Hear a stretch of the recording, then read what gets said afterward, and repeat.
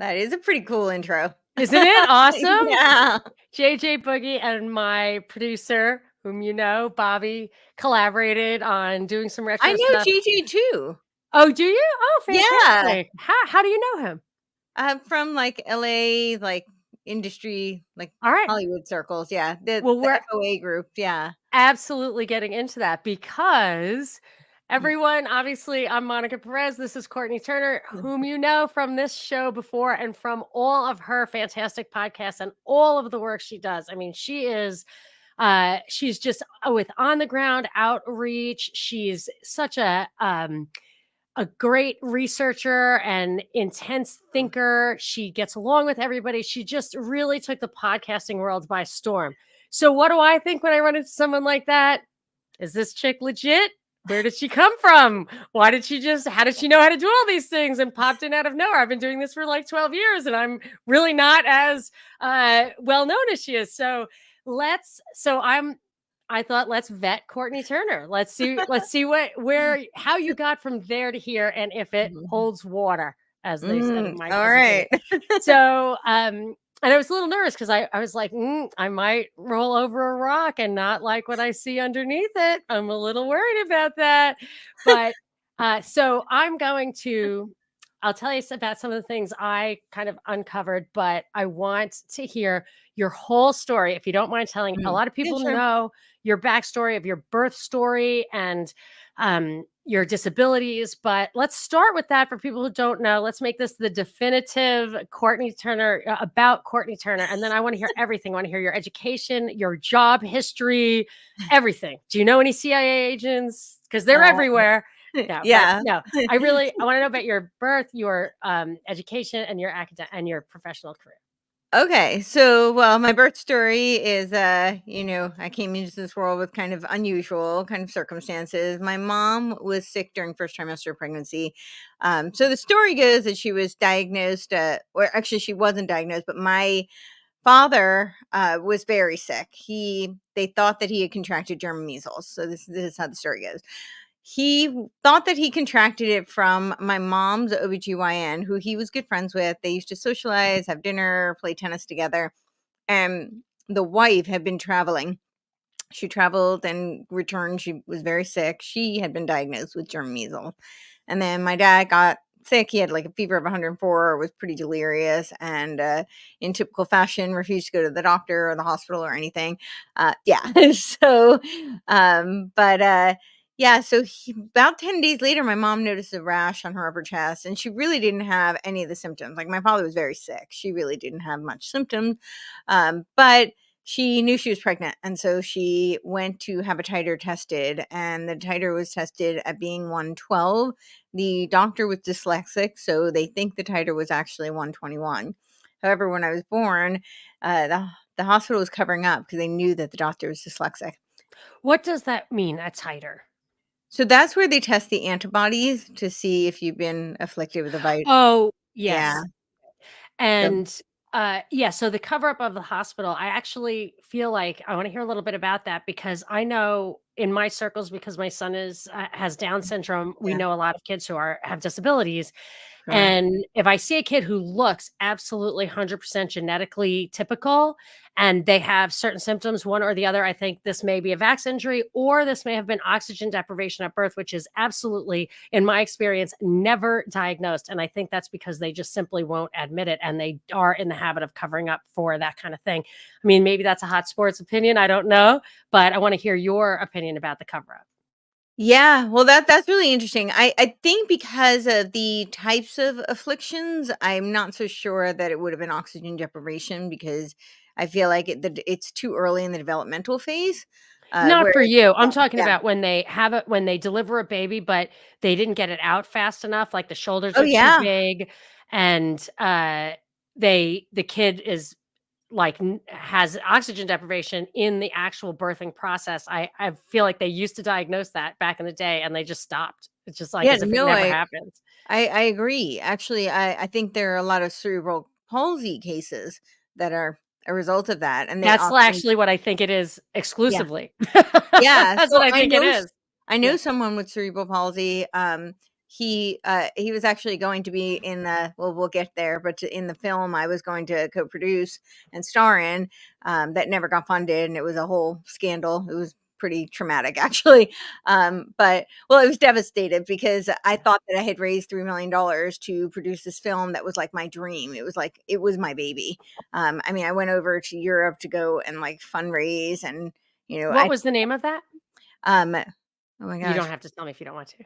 No, I can't believe I'm drawing a blank. This is Because I saw a few things on IMDb that Mhm. suggested. No, this never made it. Like, I Right, actually okay. had gotten a letter from what I thought was, the was it the not the IRS, but it was, like, some government agency, which I later learned is totally bogus. You wouldn't get an email, like, 6 in Right, the morning. It right. just doesn't work that way. But, of course, I was pretty naive, and I was very, like, traumatized by it. I was like, "Oh my gosh, I got this letter," and, like, basically, they were saying that the money couldn't be, transferred to the United States. But Oh, so the you were reality is scammed. it was a scam. The whole thing was a scam. And what happened with the cerebral palsy? How does that tie in? So he was this guy was supposed to play one of the leads in the film. It was a story about like a it was about a actor who goes blind, and he's like a movie star, and then he gets put into a home, and he falls in love with the owner of the, you know, the institution, essentially, daughter, and he falls in love with her, and she's visually and hearing impaired. Like, yeah, she's essentially blind and deaf, which, so that So was that the actually, yeah. given, like, Love on the Spectrum and all the things that are out now, I think you'd Yeah. have an audience for it. Maybe don't give up hope on that, but let's get back to what happened. The Yes. hospital covered up the problems. Okay, so yeah, so they were covering up, and when I was born on Super Bowl Sunday in the middle of a blizzard, and my dad was a huge football fan. He wanted to watch the game. Not only did he wanna watch the game, but he wanted his friend, the doctor, to watch with him. So they tried to I was not arriving conveniently on time, and, I have never been punctual since, so that is, yeah. So yeah, so they were trying to induce labor, and when they shot the epidural, I had already started to crown. So my mom was tied up with a spinal headache for the first 2 weeks of my life. So she couldn't, like, lift her head, she couldn't hold me, for the first 2 weeks, and when she could, she noticed the big thing she noticed was my eye, and she kept saying, like, she asked them to do all these tests. So essentially they were doing like the torch test, and I really should just look it up. I don't know what, all of it stands for. I know T is for Turner syndrome. And then yeah, so I don't really remember what the rest of them are, but it's like a bunch of different rubellas, obviously they are. And they just kept denying that, there was anything wrong. They said it was totally fine. All the results were And quote that unquote normal. That could be a problem because some interventions, I don't know about back then, but now some interventions have to be implemented immediately. And also, it helps you. Like when my son was born and there was obviously something wrong with him, they didn't tell me it was Down syndrome for 5 days. But during that time, even though Down syndrome was the worst possible answer, the uncertainty was actually worse. So when I got the diagnosis, I started to, assess my position, and Right. I could get back on Because my feet. It's the uncertainty is terrible. Yeah, well, and then you can start to know what you can do. How are you gonna prepare? How are you can start to cope, I think, Yes. but if you don't know, it's just this abyss of unknown. Yes. So they yeah, so she kept saying they kept telling her it was normal. I mean, like, one of the things was, like, they were telling her that Billy Rubin was normal, and, it's supposed to be elevated and then normal. Mine was reversed. It was, normal and then elevated. So, they were just doing, like, playing games, and definitely doing cover up because they did suspect that the doctor was dyslexic and he had made his mistake. And it wasn't until I was a few months old, my mom's father, so my paternal grandfather, had cataract. And she said, one of her eyes looks a lot like that. She kept asking why my eyes weren't focusing. And he said, baby's eyes don't focus. And she said, yeah, but one's rolling up in the top of her head and the other one's looking straight at me. So Right. something's off. And yeah, so she suspected it looked a lot like her father. And she finally found a doctor who confirmed I was born with the cataract. So at 3 months old, they did a cataract removal. and they pulled the iris. They left You can't don't debris. get too gross because I Okay, can't stand this gross. isn't really they just left debris, and so they had to go back, like, a few weeks later and do what's called a retinal cleanup, but the retinal cleanup was where they found pigmentation behind the sighted eye, and that's when they had diagnosed me with the congenital rubella. So at that point, Oh, they had oh, told my interesting. mom that I was going to Okay. be completely blind, completely deaf, autistic, retarded, Oh, that the best they could hope was to find a nice institution for me to spend my life. So what they actually told her, and I don't always share this part, but what they actually told her was that it's a shame that Geraldo did that expose and then they got rid of the institutions because that would be the best place for her. wow, Yeah. wow, and actually, as much as I think that those institutions probably prevented a lot of abortions because there Yeah, was a place to put people and now there isn't, yeah, I also, in my research over the years of how to help my son, right. all the studies are like intensive therapies compared with these completely neglectful institutional circumstances. Yeah, So I just dispensed with both of those and I just treated him like a normal baby. And he's yeah, like the most high functioning kid with Down syndrome there is. yeah. But that demonstrated to me that really it was the institutions being extremely neglectful on one basis. So it's really probably the last thing would need to help a baby like that. Sure.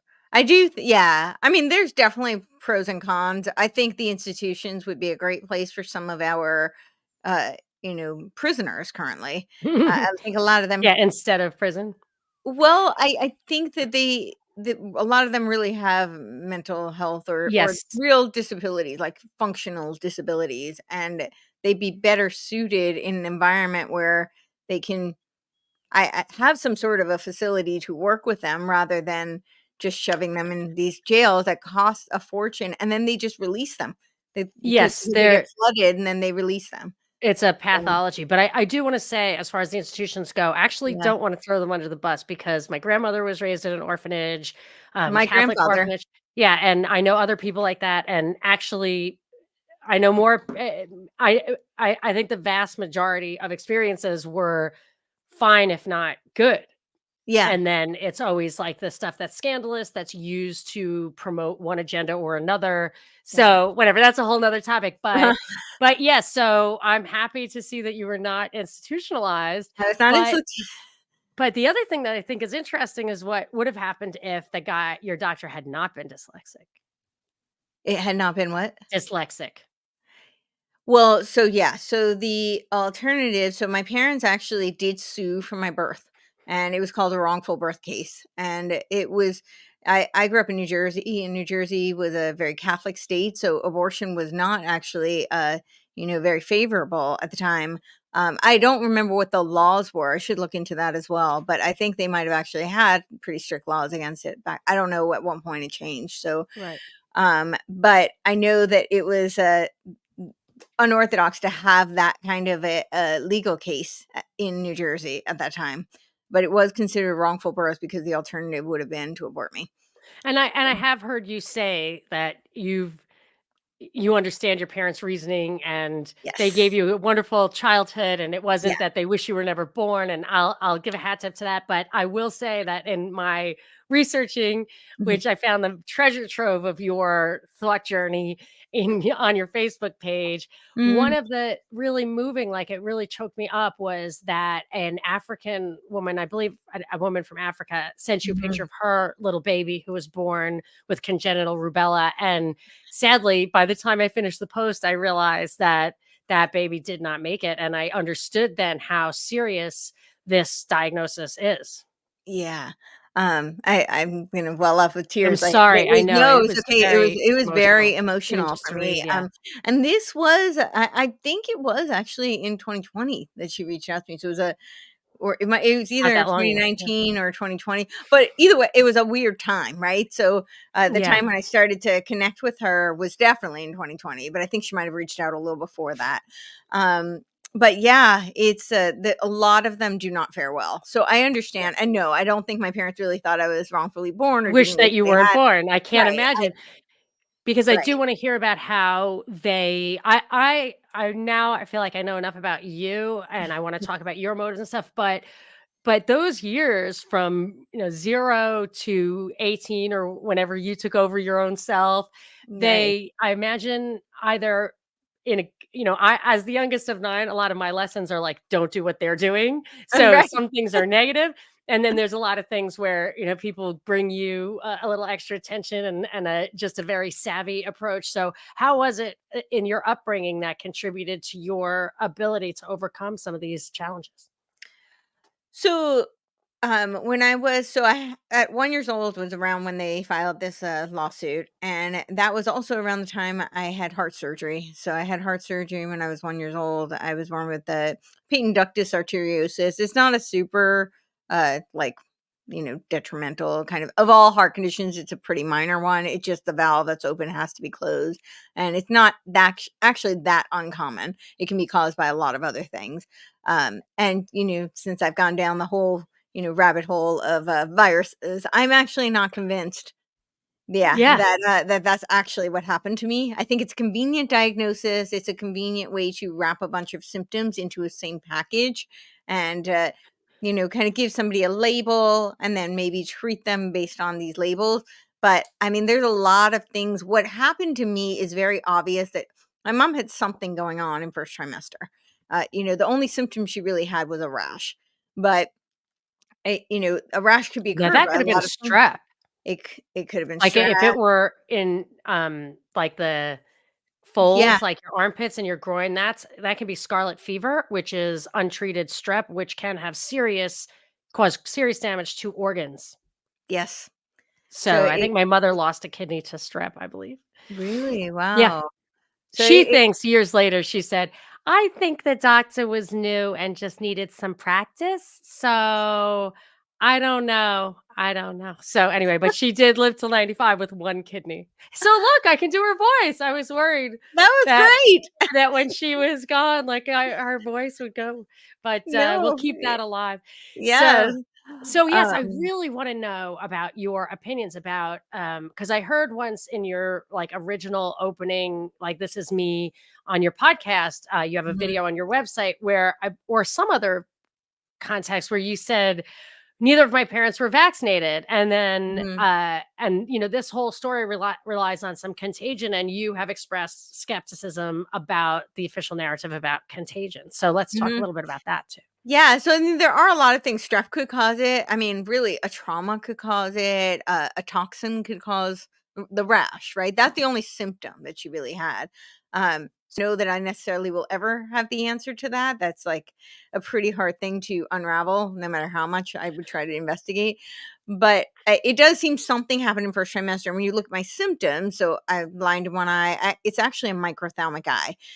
So that's a whole nother like journey because I had, 2 strabismus, I had 4 ptosis. Ptosis is where they lift the lid because the lid was drooping.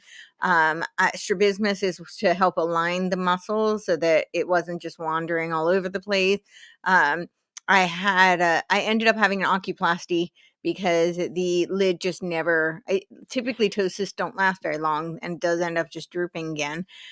So I did do that. I had 5 glaucoma procedures.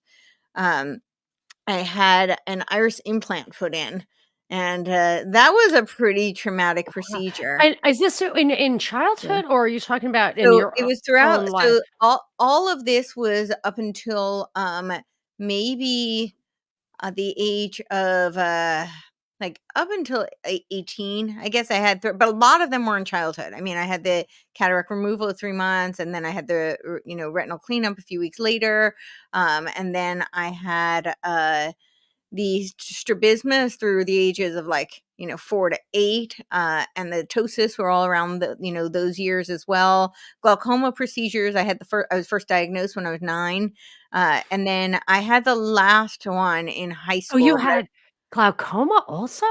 Mhm.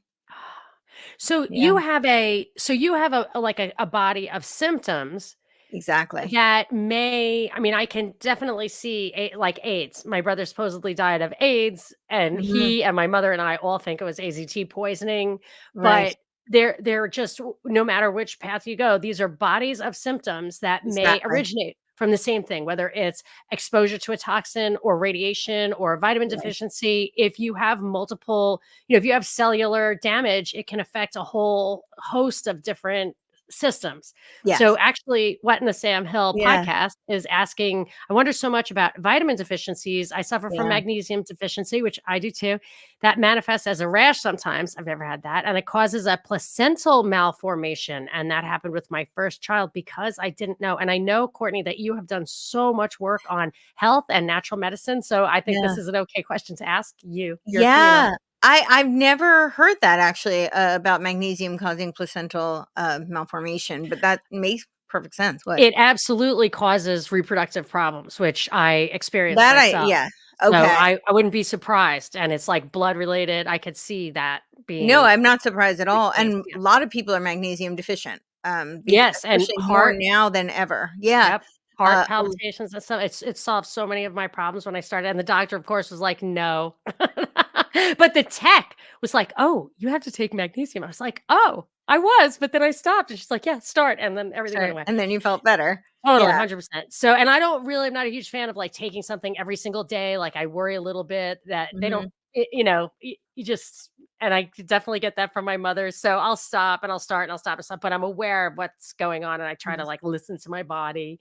Yeah. But yeah, so you did, so now you're not, and your comment about neither of your parents being vaccinated, do you still think that's relevant in any way? Or you actually No, with I that? don't actually think it's relevant at all because I really don't think that that's what happened. So what I was saying is that, these collection of symptoms. So I'm hearing impaired. I learned how to speak by reading lips. So I didn't get hearing aids till I was almost 6 years old, and that was, But that at that point we figured out that I was significantly hearing impaired. Pretty like right on the border of moderate severe. I So wonder what that did for your brain development. Like, your brain was just chugging along for sure, and it wasn't yeah. using a lot of the auditory and visual Visual input stimuli. I had a that patch w over my sighted eye every other day of yeah. my childhood, so I was essentially blind and deaf every other day of my childhood. Yeah, and it doesn't mean that your brain is not still developing, and I wonder if that's what contributes to your in addition to your healthy lifestyle, to your just mile a minute brain. It's interesting. I don't know. I mean, I definitely had I had a very vivid inner world. Yeah. I had a very strong imagination, and they put me at the Roosevelt Institute, which was like one of the last rubella clinics. At that time, it was kind of that in between modern technology. There just wasn't an issue really anymore, so there weren't many left. But we went to the Roosevelt Institute, which was in New York City, and everybody was telling my mom that I was going to be completely autistic, retarded, and I had hypotonic limbs, so they didn't think I was gonna, be very mobile either. Oh my Yeah. gosh, I have to tell you, so when I was looking into some stuff yesterday on just to make sure I knew everything there was out there about you, the most recent tweet was like you deadlifting like 215 pounds. I was like, "What?" Like, I've met you. You are tiny. Like, I was blown. I was like, "This chick can do it all." And then as I went back, I realized like that is part of your origin story. And I Yeah. mean, I'm just amazed because also my son who has Down syndrome, they're notorious for that and Yeah. it results in weight problems and other things. So we're super inspired. I just got him a personal trainer and I'm going to, go down your path. I'm really, truly inspired. Oh, I'm so Oh, honored. yeah, Thank you. That's definitely. Yes. awesome. Yeah. I'll send you a link. She's on Instagram, but it's Showtime Warner, I think is the handle, but she's a Down syndrome girl who is like a Special Olympics gymnast, and she's Oh, I amazing. didn't even know She's that. I'm really not as in amazing. touch with media as you would think, but Yeah, yeah, send it because I will. Yeah, Luke's she's not supposed super to I'm not supposed to inspiring, and dox him, but he absolutely gets hugely inspired by other people's stories and, he loves the limelight. If he sees it's on a YouTube video or whatever, he's like, "Oh, sure. I can do that too." So, all right, so you were hypotonic. Yeah, I was hypotonic, and yeah, like graphic finding graphic motor impairment, which still actually impacts me when I write. I write very slowly. But yeah, hand-eye coordination, not so much my thing. But yeah, so it's all these symptoms that do seem to fall into that category. So they really were just the prognosis was very dismal, and they kept telling my mom there was really no hope. But at the Roosevelt Institute, one of the reasons I think they thought I was going to be autistic was I was doing a lot of, and yeah, I think that was why that label, but I was doing a lot of mimicking and a lot of hand gesturing. And when I look at the pictures, it's so obvious to me that I'm like trying to figure out why is this eye see and this eye doesn't. A lot of what I did was Mhm, holding objects near and mhm. far, but they thought that was very strange behavior. And then I did a lot of mimicking because I learned how to speak by reading lips. So I would watch somebody and then I would repeat what they were doing.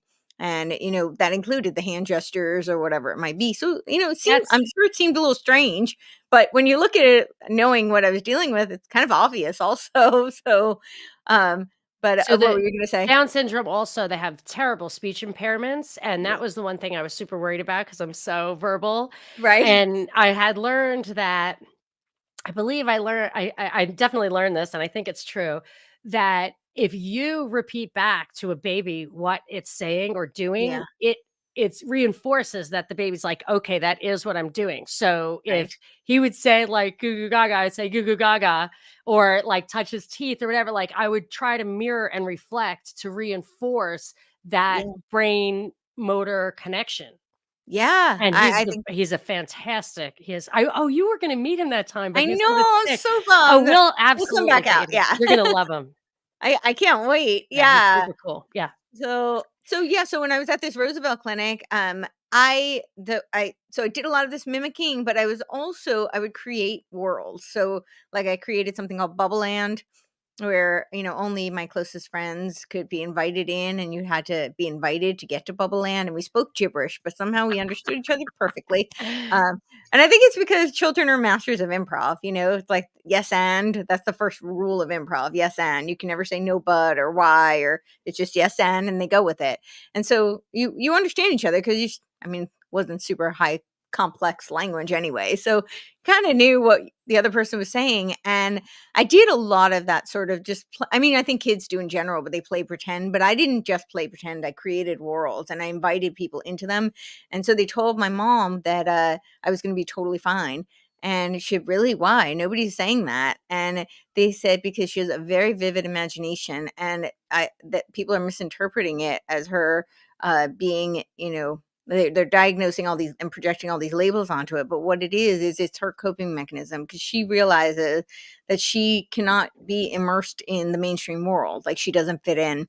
So she's creating parallel worlds to try and bridge the gap so that she can learn in that world and be able to transfer that into the mainstream.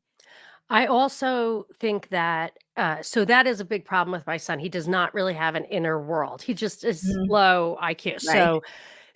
But what you were doing now, I always so he's super, super engaged with physical things. Like if he gets Mhm. bored, he will literally pull a bookcase down. Or I mean, he used to. Like he would just break Right. glasses, like to hear the sounds. But I do too. whereas I myself could sit in a room for 4 hours and absolutely just stare at a wall, and there's just a lot going on in my head. I love long car rides, like stuff like that.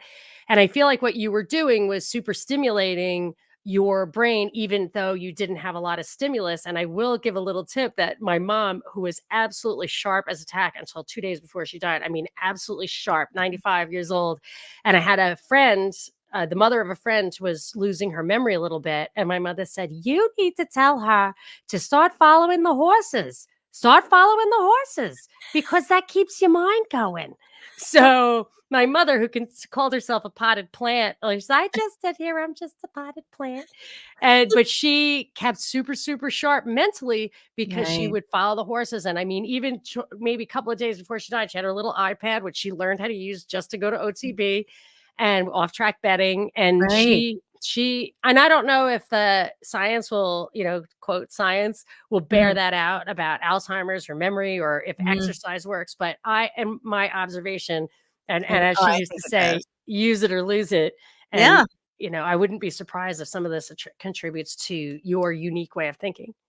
Yeah, no, I'm sure it does. But yeah, but it's interesting you say that he was very physical. He would grab things. So I definitely had both. My parents actually would lock me in my room as a kid, and I hated it. Like, I Oh, mean, hated it.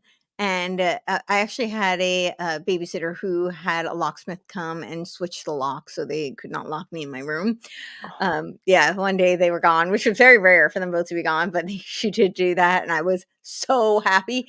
But I've talked to Wow. my mom about it, and she said that it was because I was very active and I would tear things apart, and that they were worried. My dad was really concerned that I was going to hurt myself or somebody Yeah, it else. was So safety. I had to do some yeah. of that with Luke, not, like, restrain him, but at night Mhm. when he was sleeping, I had to put a lock, and the fire department was like I called the fire department, I was like, "Is this okay?" And they said, "Well, we'll get him out." And I said, "And Yeah, I would get him out." And they're like, "Yes, I mean, sure. we can't tell you it's okay," but he would get out on the street in the middle of Oh, the night. Yeah, oh, yeah. And it's not like he knew how to wow. cross, still doesn't know how to cross the street. So, yeah, Right. I had to do it, but yes, I understand what So you're saying. I had both. I had a very vivid inner world for sure, and I mean, I was always daydreaming. In fact, they had when I was in nursery school, they asked my mom to if I wanted to skip a grade, and my mom said Wow! no because she said that we had like lots of family members who skipped grades and never were in school. My great grandparents, like they just. I think my great grandmother skipped sixth grade, so like so she just didn't do school, and my mom was like, "We're not doing that." Right. So, and then they, I guess, got very bitter about it. I remember this conversation. I was like in the car with my mom, just like, yeah. Then they said, well, it's fine. She spends all her time staring out the window anyway. So, That's what I'm saying. It's a sign of intelligence. just staring out the window. I Well, I think so. probably was bored. I mean, I couldn't really hear, I couldn't see what was going on. I'm like, what's going Yeah, you on were in here is way thinking. more interesting. You were thinking. Yeah. So, yeah, okay, so that's so what when was the Roosevelt Institute? How old were you? You were I think I was around 2. Yeah, I was Wow! pretty I did a yeah, I mean, I was so in some ways I was very ahead, in some ways I was very behind, obviously, but I mean, I was reading full books at 2. Giving somebody confidence, Mhm, I is mean, huge. what a difference that makes. To tell your parents that there was no hope versus to tell them that there was hope. I mean, I can just see it in Yeah, my own life. Like, if you know something somewhere, you will find it. If you yeah, think it's not there, you will not find it. Like, so true. that's just like physically true. And I think it's true in everything. It's just amazing. Yeah, no, I think that's absolutely true. And one of the things my parents did do, they were looking for ways to encourage me to do. I mean, I was spending like 2 hours a day doing these eye exercises and all sorts of like hand eye coordination type neurostimuli type work. I know. And I mostly did it with a patch over my eyes. It was very frustrating. In nursery school, I actually had a boyfriend in nursery school, and his job was to help me rip off my patch because I couldn't do it by myself. So Nice utilization of resources. I like yes, that. I recruited some assistants, yeah. It was very, very frustrating, but my mom said that, I think and you can probably relate to this, because you have kids, but she said she would look at, like, what would motivate me, and, she said, sometimes they, like, they'll give kids, cookies or, like, a present and she said, "For me, I was very, motivated by the accomplishment." So and she reinforced that. So they would give me challenges. And one of the ones, and I've told this story a lot, but this is probably why I fell in love with gymnastics because my mom had this idea to build a beam. And, again, I did not get hearing aids till I was almost 6 years old. So I was essentially blind and deaf because I had a patch over my eye every other day of my childhood and I didn't have hearing aids. So she would have my grandfather actually built the beam and I would walk on the beam and if I completed it for a week, whether I had the patch on or not, my reward would be that they would make the beam narrower. So so they But would good give me for a new you. challenge. I Yeah, can yeah. see this in your life today that just the achievement itself is must be Mhm. rewarding for you because you just never stop. And I would not call you an overachiever because you are definitely capable of accomplishing everything you have, but I would call you a hyperachiever. Aw, thank you. I hate that I expression overachiever, and you meet an overachiever once in a while. Like they study 10 times as much as like any normal person so that they can get, grades higher than it's worth getting. yes.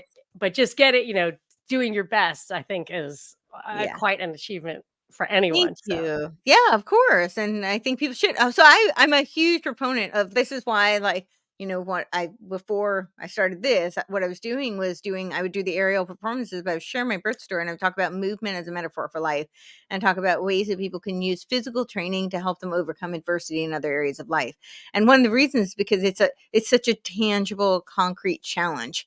And there's something I feel like, and when I was a trainer, I saw this so often. It's like no matter where somebody starts from, or what their goals are, just that idea of completing even the session, it's such a sense of accomplishment for people that it really was very empowering. And then when they were able to do things that they didn't think they could do, but that they just steadily, the consistency, and they got there, it's so empowering. It makes you feel like, okay, I can take on other challenges.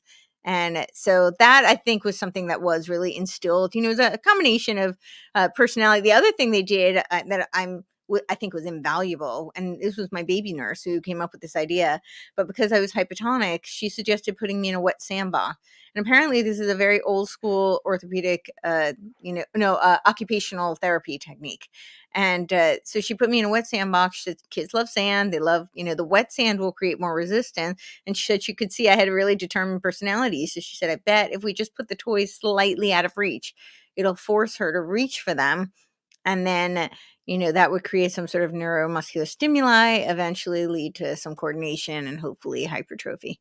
When I look at the things that you can do, it's just astonishing to me that you had any disability at all going into that. I mean, you're achieving things that typical people just, I mean, one in a million really does stuff like that. Like that's Yeah.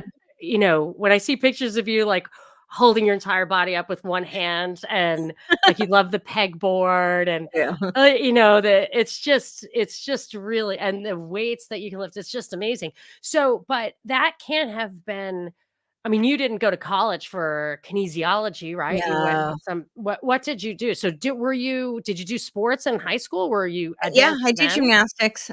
So I did, so when I was younger, I did like all the umbrella, like individual sports. So I did horseback riding, skiing, snow skiing, dance, gymnastics, ice skating. Did your mother really help you with all that, or were you self-motivated?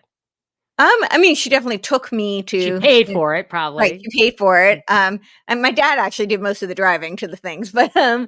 yeah, but, Do my you mom have went. siblings, or were they I do have a dedicated younger exclusively to you? sister. She's Okay. 6 years younger. Did So she get the short end of the stick? Was she like, "Oh, you can walk to school, I gotta deal with Courtney"? she feels that way. I really don't think that's true. I think that I really don't think that's true. She does feel that way. She will tell you that. Yeah, So my kids sometimes say, like, "It's such a whatever him-centered house." I'm like, "You know what?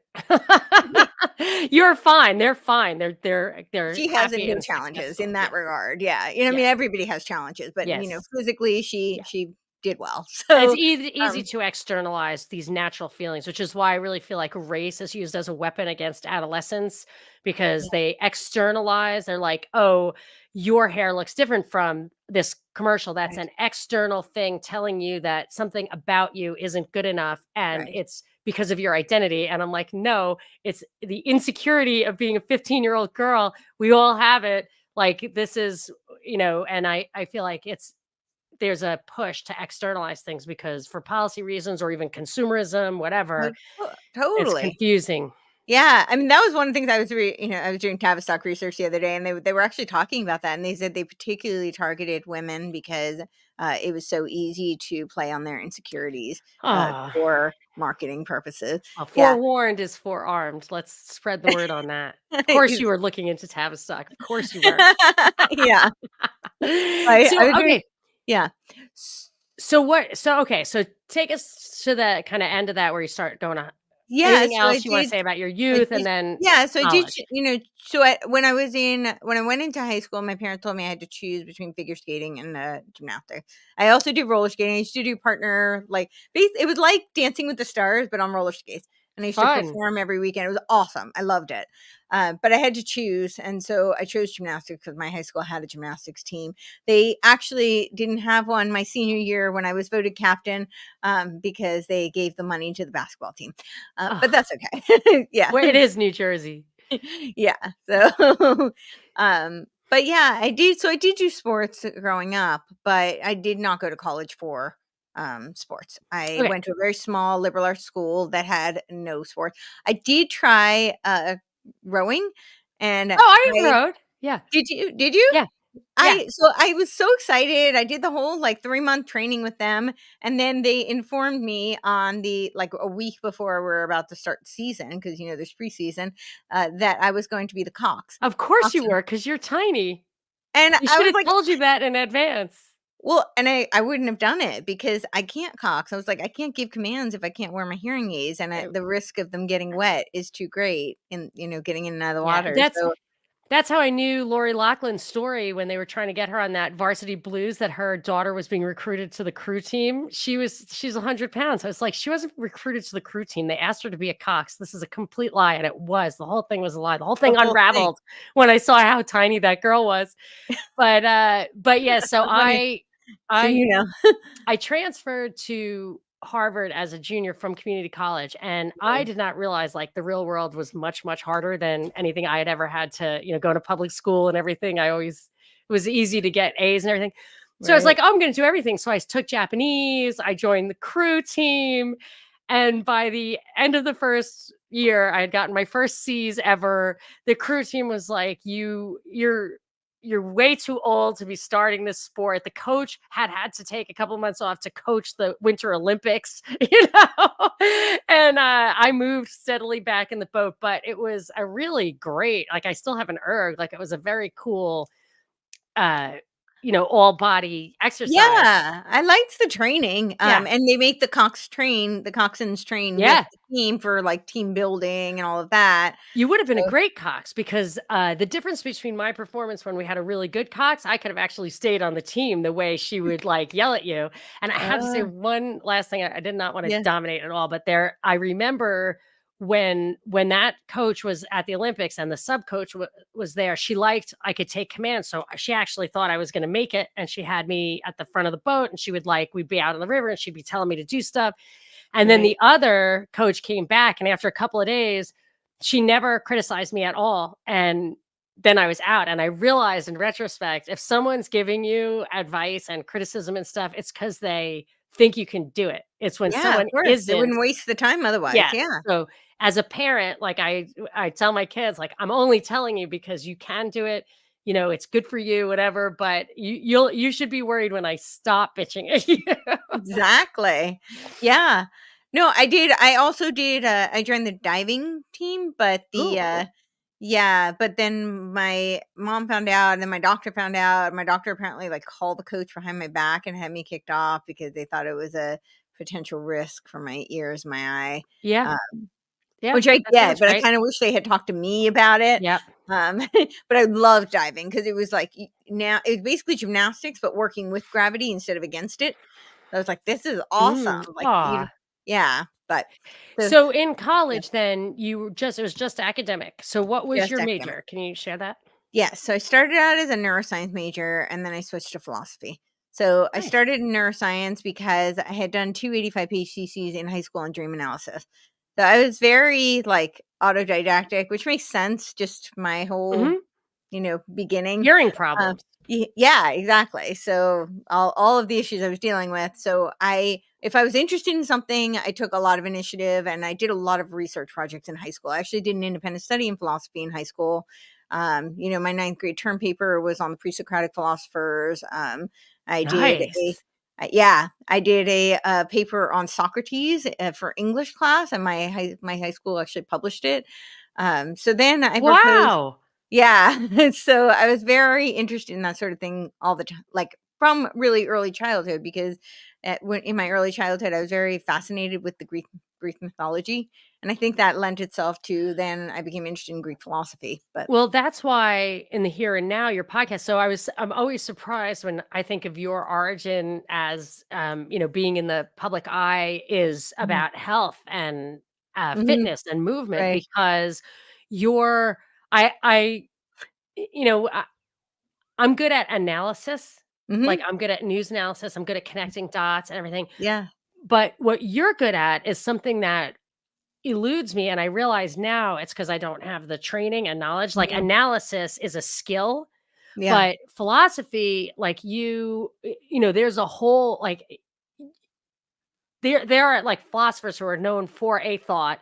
There's however many Mhm. philosophers, we can't reinvent that. I can't just figure it out by looking at this problem. Like, what are all the different possible philosophical explanations? But you Right. can, and it brings a depth to your analysis where you can anticipate what James Lindsay's going to say and, really have an enriching conversation with him where I would just, ask him a list of questions like if I talked to him. So it's very impressive. And I feel like I Mhm. understand it. I understand that now because of your breadth of knowledge. And also, I mean, there is a certain, I think, analytical skill that comes with Mhm. learning philosophy, but it's a combination, I think, of that and actually understanding different theories that have been presented to explain some of these patterns. Sure, yeah, and I mean, I think it's definitely a certain type of person who's gonna be interested in philosophy. It definitely does kind of appeal to a certain type of mindset, frame of mind, but it's interesting when you talk about, like, connecting dots. I had a tutor when I was 2 years old, and, we were reading The Boxcar Children, and I would always tell her, like, what the end of the book was gonna be. And she was like, "Did you read the end of the book?" And Yeah. later in life, I that is what I did intentionally because I like doing that. I like to read the end and then read the book. Wow. They would Okay. always say, "Don't do that because you won't read the book," but I Well, like to. But in what was philosophy, I can see needing to know where you're going to end up in order yes, to it helps you get the understand. big picture and then Yeah, you can connect the I dots. can But actually see that. but what was funny is so I would tell her, like, not just, like, the end, but I would tell her what's gonna happen, like, at different points. I'm like, "I think this is gonna happen," like, and we'd be reading it out loud, um and she said to me that I she would explain she explained the term foreshadowing, and she told me my talent was in connecting dots. That I saw she said, well, the word she used was pattern recognition. She said, Yeah. "That's really your talent. You recognize patterns, and I've never seen, child at your age do that." And but in hindsight, I remember thinking about it like it was a few years ago. I was with my mom and we were driving, and I pointed out something with like the street signs and that I noticed they had changed, and she's like, "How did you know that?" And I was like, "Well, look at this one," Yeah. and she said, "But I don't understand, like, what made you connect that?" And I told her, I was like, "Well, I'm a pattern recognizer." And I asked her about her name was Miss Corey. I remember she was 104 years old. She was my Come teacher. on. Yeah. Mhm. Miss Corey was 104 years That's some old, wisdom for you. and I felt so bad because I'll never forget, I mean, I was 2 You were years old, and pranking so her? obviously left it. Well, she shook, and I Oh. remember, when someone came to pick me up, and I had asked her, I said, "Why is your head shaking?" And, Mhm. she told me that that's, like, really rude, you don't do that, and I felt Oh. so bad. Like, I remember that whole car ride, and I came home Well, and I she told my was just parents, I was teaching like, you. yeah, If she no, didn't Miss teach you. Corey didn't tell me. It was, my housekeeper Oh. would come pick us up Oh. pick me up. Yeah, she told me, she's like, "That's really rude, you don't ask." But I could see Miss Corey's face kind of fall when I said it. I felt really Oh, bad, wow, at but 104? She was sensitive? I mean, I don't know if she Right was on, I sensitive, like, mean, yeah, yeah, I why could not? see, like, She's she a human kind of yeah, being. Yeah. yeah, I don't know, but I remembered it really well, and I felt really bad about it, but when my mom said that, I brought that up, and it dawned on me, I was like, I was destined to be a conspiracy theorist, like, Yeah.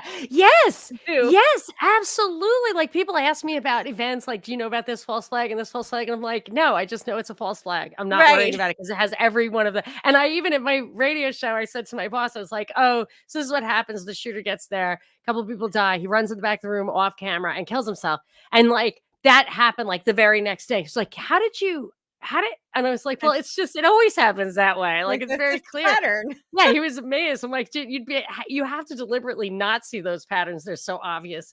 But yes, it is Totally. definitely they just have they employ very little imagination. I think they know what patterns actually work and they Yes, match like the archetypes I that are in think our so too. minds. Yeah. I think that's spot on. Yeah, Yeah. so anyway, I was very interested in all of these different, things from a very young age. And then when I was in high school, I had asked to do they had started something called a focus project, a senior focus project. It was essentially a dissertation.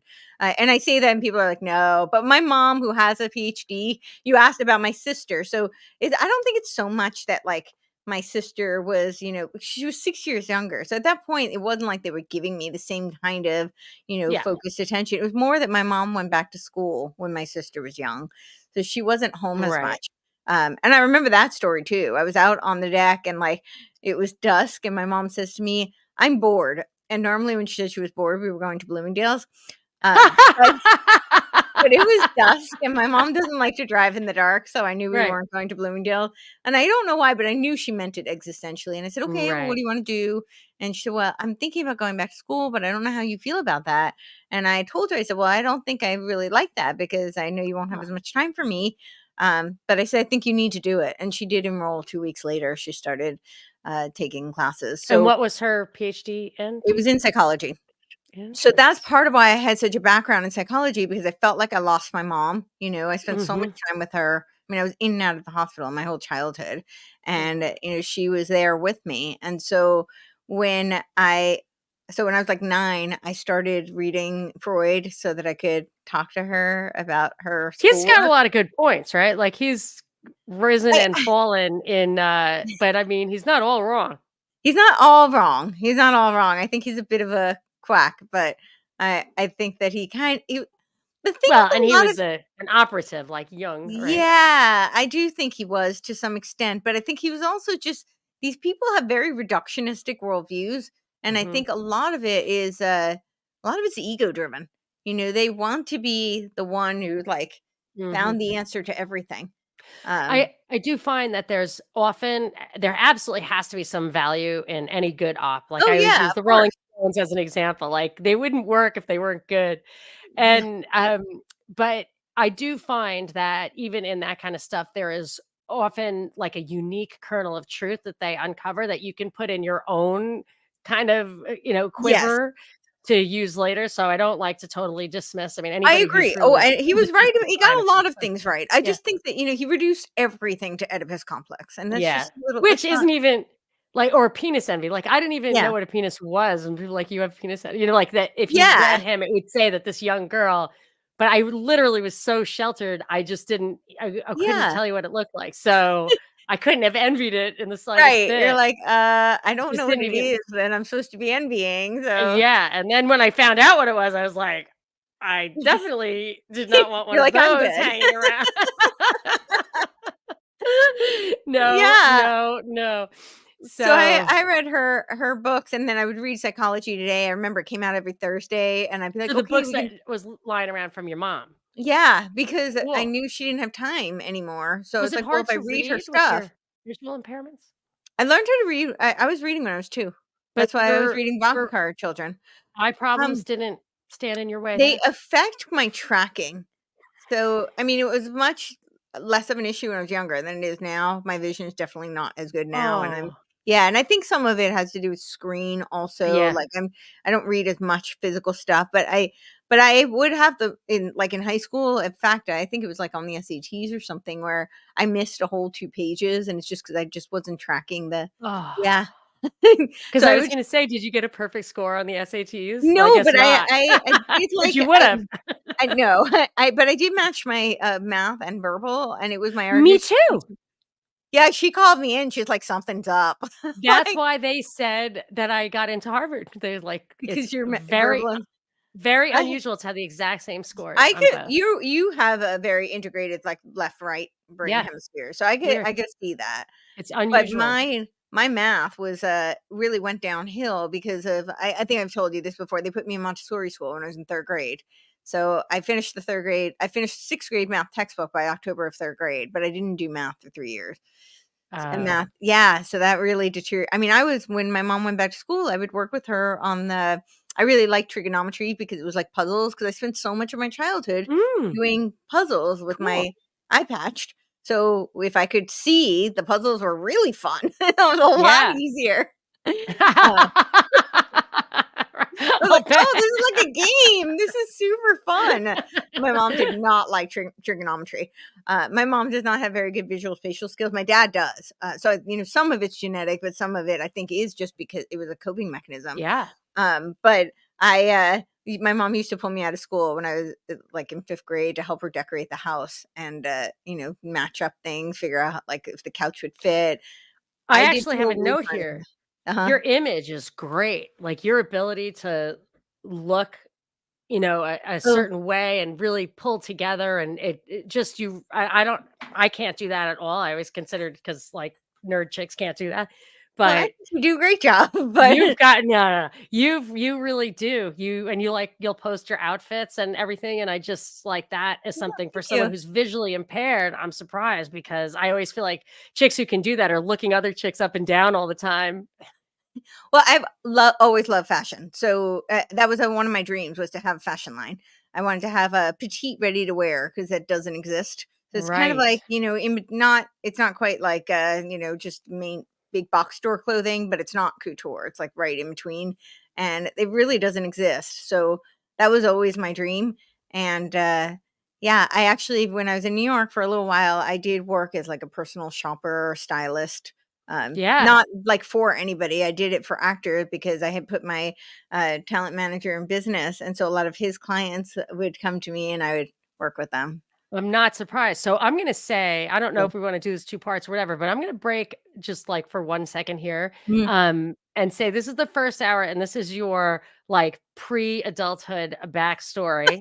yeah. And then let's go for now let's start with, you graduate from college. What's Yeah. your first job?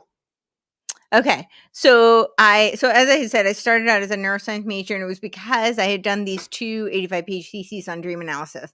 And when I actually first presented it, I was a junior. I was the first junior to do this type of a dissertation. And when I presented what I wanted to do for my field study, I presented it to Columbia Presbyterian. They actually laughed at me, and they told me it was a human brain study and that I would need an MD PhD to conduct the study. And I know, in hindsight, I realize it's total gatekeeping because I was not going to slice people's brains. I mean, the neurosurgeon would have done that. They would have conducted the study. I was just overseeing it. It was my concept and my hypothesis that I wanted to test. They told me that it would probably be statistically significant and I would probably get a Nobel Prize, but not to bother because by the time I would go through the schooling required, that they would probably have already done it. It's Uh, so annoying because the schooling can truncate your creative impulses to think outside of those boxes. and I think it did for me for sure. I Ah. I do not like, college was not the best experience for me. Mhm, I learned way more in high school when they gave me the free reign to, mhm. kind of explore what I was interested in, pursue those various paths. But so I started college in neuroscience major, and I ended up, because I thought I would do that, continue that path, but I ended up switching to philosophy. I majored in philosophy. I came like one class shy of minoring in psychoanthropology, and if I had known that I was that close, I would have just taken another class. I had no Yeah. idea. I was just interested in it. But yeah, so I graduated and I was thinking that I was going to go back to school, but I wasn't sure what I was going to do. And so I was looking for just like fun things to do in New York City for the summer. I really just wanted a break. I had, before I went to college, my mentor, who was the founder of the Association for the Study of Dreams, she she went to Princeton, and she at the time was actually dating the dean of admissions. And she told me, she said, I will write you a letter of recommendation. She pretty much was like giving me I don't think she could guarantee me, but it was a pretty sure thing that I would go to Princeton. And she said, but my one requirement is, the caveat would be that you'd have to take 6 months off. And she said, I don't care what you do. You can go to work, you can, travel, you can, whatever you want to do, but you have to take 6 months off and not go straight to school. And my mom said there's no way, because she thought I would never go back to school, which I was so upset because I was like, do you not know me? I mean, I Yeah. basically do that now. Like I'm Yes. basically back in school. Like Yeah. I it was so ludicrous. But so I didn't. And when I graduated, I was like, at this time I really did want a break. I was like, I need to just do something different. And so I was looking for dance and gymnastics programs in the city, and I stumbled upon a movement class at Stella Adler. And as a little kid, I had always wanted to act. And it was something my parents did not encourage at all, I because bet. they're like, you're having enough trouble with the kids at school. I don't think we need to put you in the public eye. But I had a very vivid imagination. The whole idea of, being in the, entertainment world, really just in the fictional, like creativity world was Yeah, really what you're I was. creative. Yeah, so that's what I was thinking. I wasn't thinking so much about being in the public eye, but of course my parents being, doing their job protecting me, said, "No, we're not doing that." So I found this program with Stella Adler, and it was right before I was graduating. I took a trip down to New York City, and I like auditioned for it. And of course, I used a monologue from Electra from one of Sartre's plays. Just like the worst thing to use. It's very intellectual. It doesn't translate very well Okay, to got it. something Yes. visceral. It's Mhm. very heady, which can be done. But Yeah, Shakespeare when would you have been better. yes, Shakespeare is guttural. That Yes. definitely would have translated Yes. better. And So your acting really matters. yeah, exactly. So, but I did it, and it was interesting because the response from the the guy who was auditioning me was, okay, it's very clear that you've never done this. You have no idea what you're doing. And he said, but I can see that you have some raw talent. Mm. And he said, if you're willing to work really hard and know that you're going to be in a program with people who've been doing this since they were 3 years old, then we're willing to take you. And I Wow. said, okay, sure. But what surprised me most about it was that I thought it was gonna be a lot like I had a lot of public speaking experience because I had done these 2 essentially dissertations in high school. My high school published both of them. You had to present before a panel, and most of them were neuropsychiatrists, they were professionals in the field. It's like 45-minute presentations. I was on the debate team. So I had done a lot of very public academic speaking. In college, I was given a grant that I had to defend, and so I felt like, "Okay, it's gonna be like standing up and giving a speech." And it was nothing like that. But what it reminded me a lot of was gymnastics, because in gymnastics you do all this preparation, Mm. and then in that moment the music goes on, like floor routine, for example. The music goes on, and you just have to let that all go and trust that it's there and be present in the moment. And that's what it really reminded me of. That's the best way I can describe acting. And there was something really terrifying about it, but also just really exciting and, invigorating, because I felt like it encompassed so much of what I had spent my, childhood academic career doing, was exploring the human psyche, whether it be from philosophical, the psychological, but that's really what I was Oh, curious about. yes. It was the human psyche, the human experience. But now as an actor, you're forced to embody that from a visceral Yeah, perspective, that's super cool. and so it kind of encompassed all of that. And also, I just felt like it would give me access to learn about things I would never be able to otherwise. Oh, yeah, what a I can't, cool experience. How long was that program? Like, so that time-wise? one I did the summer program at first, and I thought I would just do that. And then I would, figure out where I wanted to go to school, what I wanted to do, what was I going to be when I grew up? And I still don't know if I figured all that out, but we're not sure we ever do. But but then I really loved it. And so I kept going, and I did the Stella Adler program. I did these, it was right after college. And then I did I worked with a scene study teacher, and I worked with her for 10 years, and it was a very intense. She was trained by Stella herself and Larry Moss. So she was trained right under some of the, really pioneers of the field. So yeah, so I worked with her, and it was because I was taking commercial course, and a friend of mine kept bringing in like all these like real books, like acting books and scene study books, and Did that help at all? Can you learn acting from a book? well, she was studying like scene study, and I realized I was in her commercial class, which is very different. That's a very different. It's acting to some degree, but it's much more formulaic.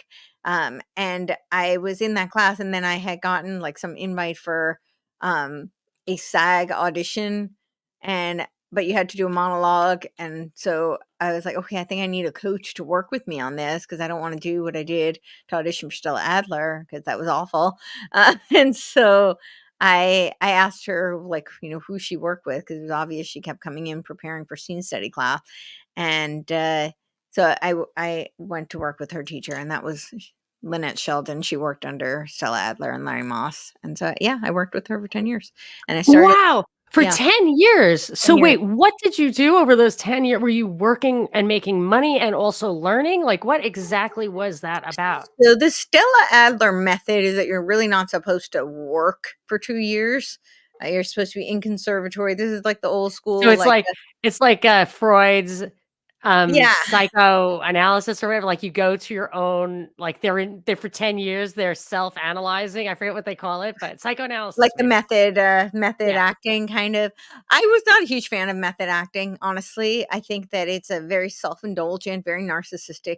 Not to say that, because the thing is, you're always going to draw from your own experience. I mean, we can't step outside ourselves unless maybe you're a dissociative personality, but really, like, we cannot step outside ourselves. So we're always coming from our own lens, our own makeup, our own, genetic makeup, our own personalities, our own, and just our own day-to-day human experience and our psychological makeup. So that's always impacting. We are the vessel for which to channel the characters that we play, and to, hopefully do it in a way that serves the through line of the author's intentions. And that's the job of an actor. So I just felt like method, not that I think it's great to have it as a, like, I always think of it as kind of like a toolbox. If you have that in your toolbox, there are times where it's very useful. But the writer, most likely, unless they're writing about your story, didn't write about you.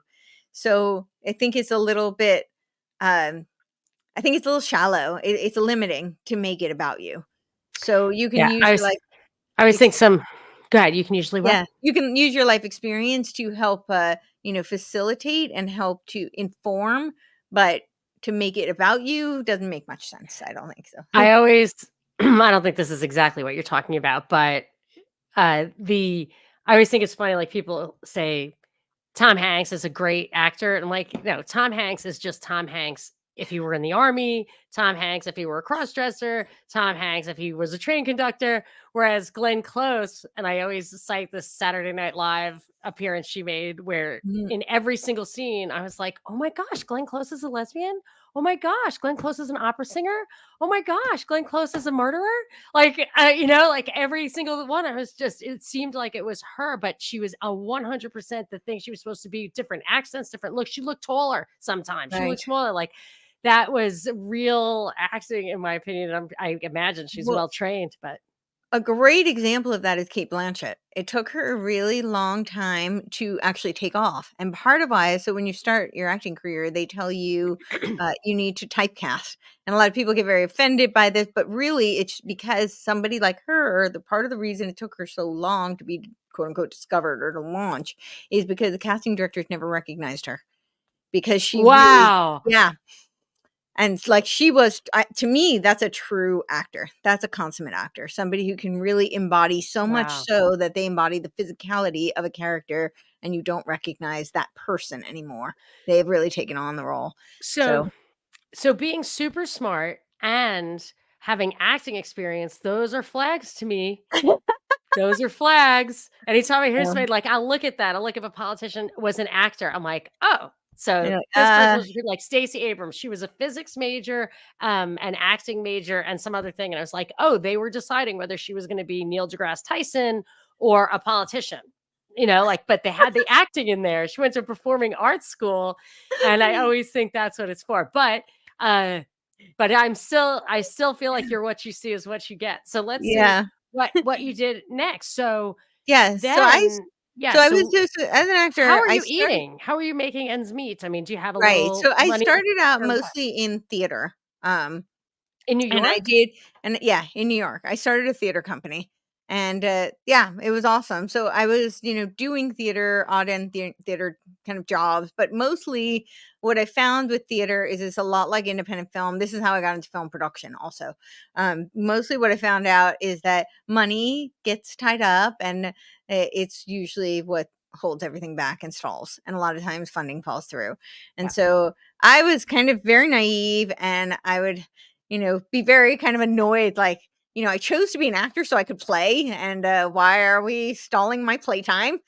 And Mhm. so I feel like, what's going on? What's the holdup? And they would tell me, like, there, little girl, we need this money, we need this location, we need this set, we need these props, and all these things that they need.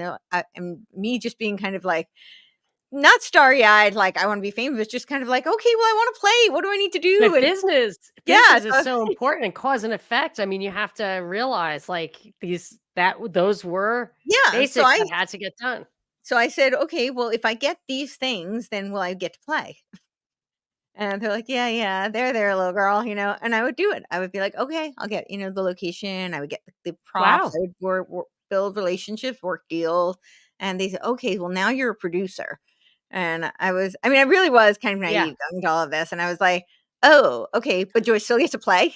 So this is a lot of, and we see this in your work today, communication skills and interpersonal skills, which Mhm. you're so great at. You're the only podcaster I can think of who I actually had a phone call or two with offline, like for no reason but to chit chat, like an hour and a half of chit chatting with a couple of podcasters. Like you kind of I want don't do to that with everyone. share I that with the feel world. pretty I don't do it special, but anyone, but I said a couple of things too, like I'm, have whatever personal, like, oh, I'm so stupid. I shouldn't have said that, blah, blah, blah. And you're like, no, not at all. That's completely fine. I was like, wow, like this chick's got charm.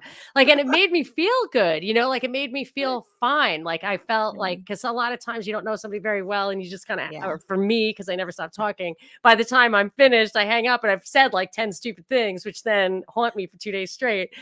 So, but not so with you. And So you have a lot of interpersonal skills, a lot of communication skills, obviously some business acumen if you were actually mhm. getting things done.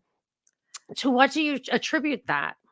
Well, I started a lot of businesses as a very young kid. So I started like a car wash. I mean, silly things Did like your they were. parents encourage it or My anything? dad did. My dad very much did. He was very encouraging of like entrepreneurship and exploring, and that you should go and figure out how to navigate. And he was a huge proponent of it. So Got I it. had like a car wash business when I Experience. was a Yeah. kid. Okay.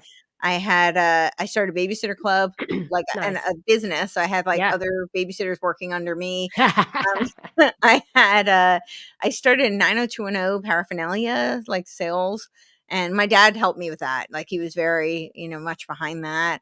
So there were a bunch of those kinds of things. So I think that mindset, was definitely ingrained in me that you could, uh, be But the entrepreneurial and experience is yeah. important too, not just the Mhm. mindset, but you had to actually have experience of doing those things in order to be effective. Yeah. So I did do that. I did a lot of at the time when I was acting, I did a lot of odds and ends jobs. So I did a lot of temp work. I did a lot of um Barista? I was Did you not ever a get your hands barista. dirty? I did do well, so as a temp, my favorite temp job was I think it was Liz Claiborne, but it was basically stocking their inventory. And it seemed so like mindless, but I got to Yeah. see all the new clothes that came in, Yes. and I got to sort them all And they and have like a petite section, if I'm not they mistaken. do. Yeah.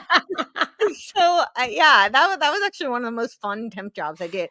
But I did all sorts of, I did promotional modeling, like, and it's not nearly as glamorous as it sounds. Sometimes it is. Sometimes you're like in clubs and or like photo shoots, but most of the times it's standing out in like freezing temperatures, shivering, handing out flyers. That's Right. considered promotional modeling. So I did a lot of that. I did do cocktail waitressing.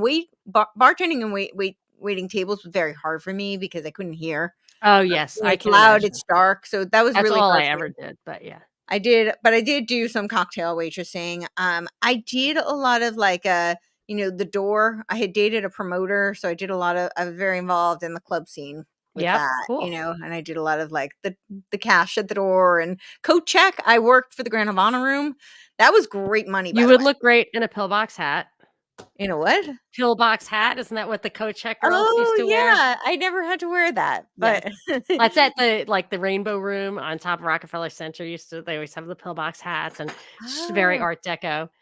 So, I Interesting. could see Yeah. you Well, doing that. Coach Check was great money. They had so the Grand Honor Room has two. They had one in New York and then they have one in LA. The LA one obviously doesn't have a coat check, but the New York one, Right. yeah, but the New York one did. And it's a lot of like politicians, celebrities, and people with a lot of money. And not all of them, but some of them tipped really well. So, but it was a Yeah. hard job. You're standing on your feet. I was usually wearing 4-inch heels or more platformed for 12 hours sometimes at a Wow. time, yeah. In the But cigar still, smoke, that's real. I actually like cigar smoke, but that's real money. Yeah, that's why I always waitressed and stuff because it was real money. Anything that ton of like they money. had to multiply your hours by like a number, Yeah. no. Yeah, exactly. The you temp know. work was not very good money, but it Yeah, was, it was pretty no. steady and reliable. And my most steady, like if you look at my resume during that time, particularly in New York, the thing I did the most was bookkeeping, which is kind of weird. But I was Ah, usually like an assistant to accountants. So well, I that'll worked for, help with your business acumen. So yeah. you moved to LA at a certain point. Yes. Like was it right after your 10 years with Pretty the shortly after that, there was a, so I had encouraged my mom to purchase an apartment in New York City, and well, I just knew it was going to be such a good deal. Yeah, Like right. I knew, it was a, as the salespeople said to us, it was a, it was a two and a half, a two, yeah, what was it, a 2,000 square feet, 1.5 bath. And yeah, exactly. I was like, so this is, Wow. they tore down the master bedroom because, as they explained, it was a Japanese company. It's funny you were talking about you took Japanese. I tried to teach myself Japanese in third grade. I didn't get that far, but um, there was a Japanese company, and they told us they, came to 3 times a year, no live, no sleep, just party. And so they tore down the master bedroom to have a big. They had a bar. It was just like an Oh, open wow. party space. It was beautiful, right above the MoMA. So it was overlooking the, yeah, overlooking the There's city, Rockefeller Center? Yeah. Midtown Manhattan. Yeah. So Yeah. it was beautiful, but it was Wow. pretty cheap for what it was. Right. And I knew my mom was looking anyway, but I was like, you should take this Yeah. because I was like, I think this is we could easily put a pop up wall for pretty cheap and, Yeah, yeah, sell it for a lot more. So, yeah, so we ended up, buying contiguous ones, and I became like property manager. So it was always the running joke that whatever guy I was dating at the time, his job was to help me move my everything over to whatever apartment was vacant, yeah, because so we would you've rent them. Yeah. been exploiting that resource stream since you were, like, 3. Yeah. So, Yeah. yeah, so but then, after 2000, it was right before the crash of 2008, and, we had a pretty Ooh. good instinct to sell at that point. Oh, great. And, so it was kind of the running joke because, I had lived in a Fifth Avenue apartment and I became homeless, but I really was. So I was living, yeah, Yeah. because I was there as like, I just shuffled into whichever one wasn't rented and I managed the properties. And yeah, so then I was living back and forth between my parents and my sister. And I started looking places, but I really couldn't afford to buy anything. And New York had gotten so expensive. And then, the market crashed and it was, yeah, so it was just not a great time to even rent anything. The rent had just Right. skyrocketed. And, so I don't know, I thought about it pretty hard, and I was like, "Well, I mean, I can't really spend the rest of my life crashing between my parents and my sister." That was, somebody was not gonna survive, so, Right. I was like, "This is not gonna end up well."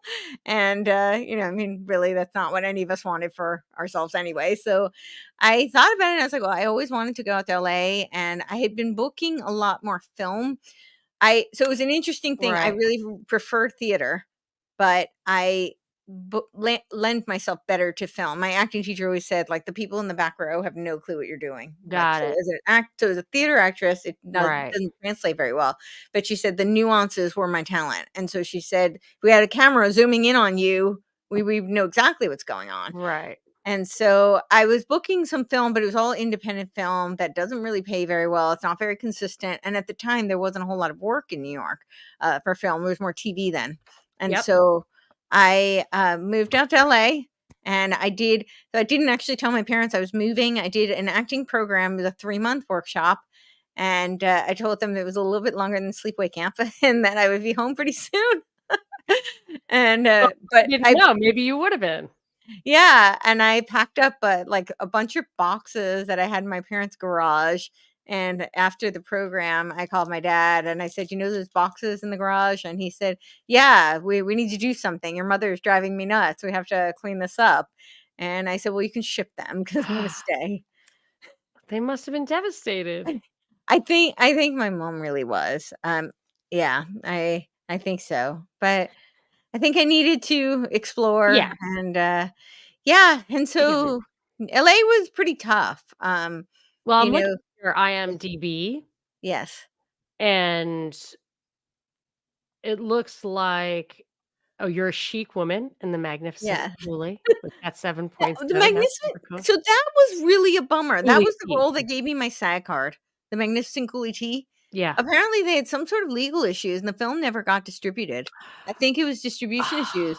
So, I was Well, it's supposed to have highly rated. yeah, I was supposed to have 2 lines in the movie. They ended up giving me 8, like, on the spot, which is, in Yeah. film SAG world, that's a big 1 deal. is good.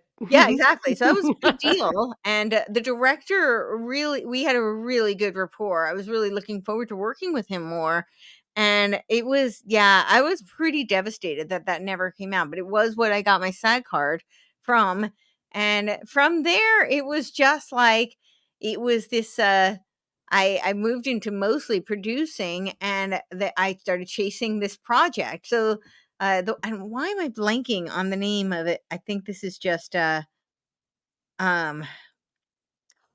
I can't believe I'm blanking on it. I'm almost like I wanna look back and see if I can find the name of it, Of what? of this film that became my Oh, baby. that's not here on the IMDb. No, it never got made. This was this whole Fade Out. Fade Okay. Out was the original name. Yeah. So it was a movie, as I said. So I had this is it's kind of silly, but the story was like very pivotal in my mind. I was blonde for most of my time in New York, like platinum blonde. Um, Sorry, let me just mute myself. so like platinum blonde, and so I moved. So right before I had moved to LA, I think I dyed my hair red, and so I was like pretty fire engine red. And as an actor, these things are a big deal, So because it has a lot to do with your casting, like how are you gonna be cast, typecast. And so I was getting cast a lot so when I was blonde, I was going a lot of the roles were like, ditzy cheerleader, which is fine. But I did a lot of like self negotiating, and I found that dealing with the executives, the directors, producers, they would get very confused. And I actually don't blame them. I don't really fault them for this. This is just kind of how it is. I know a lot of women would tell me I'm a bad representation, but I'm not really a feminist, so it's fine. But they were just kind of confused. They're like, why is little blonde cheerleader negotiating with me? Like they just really couldn't wrap their heads around it, and they would get almost like angry. I could see that. So As envious as a girl like me would always be growing up, where I was definitely by far the darkest girl around in my circles as a kid, always really, I mean, I'm not gonna say jealous. I think I definitely was jealous. I'm not sure envious or jealous is the right word of the right, blonde girls. I mean, I just wanted to be blonde. Like I right, just thought life would be so much better if I was skinny and blonde, obviously. right.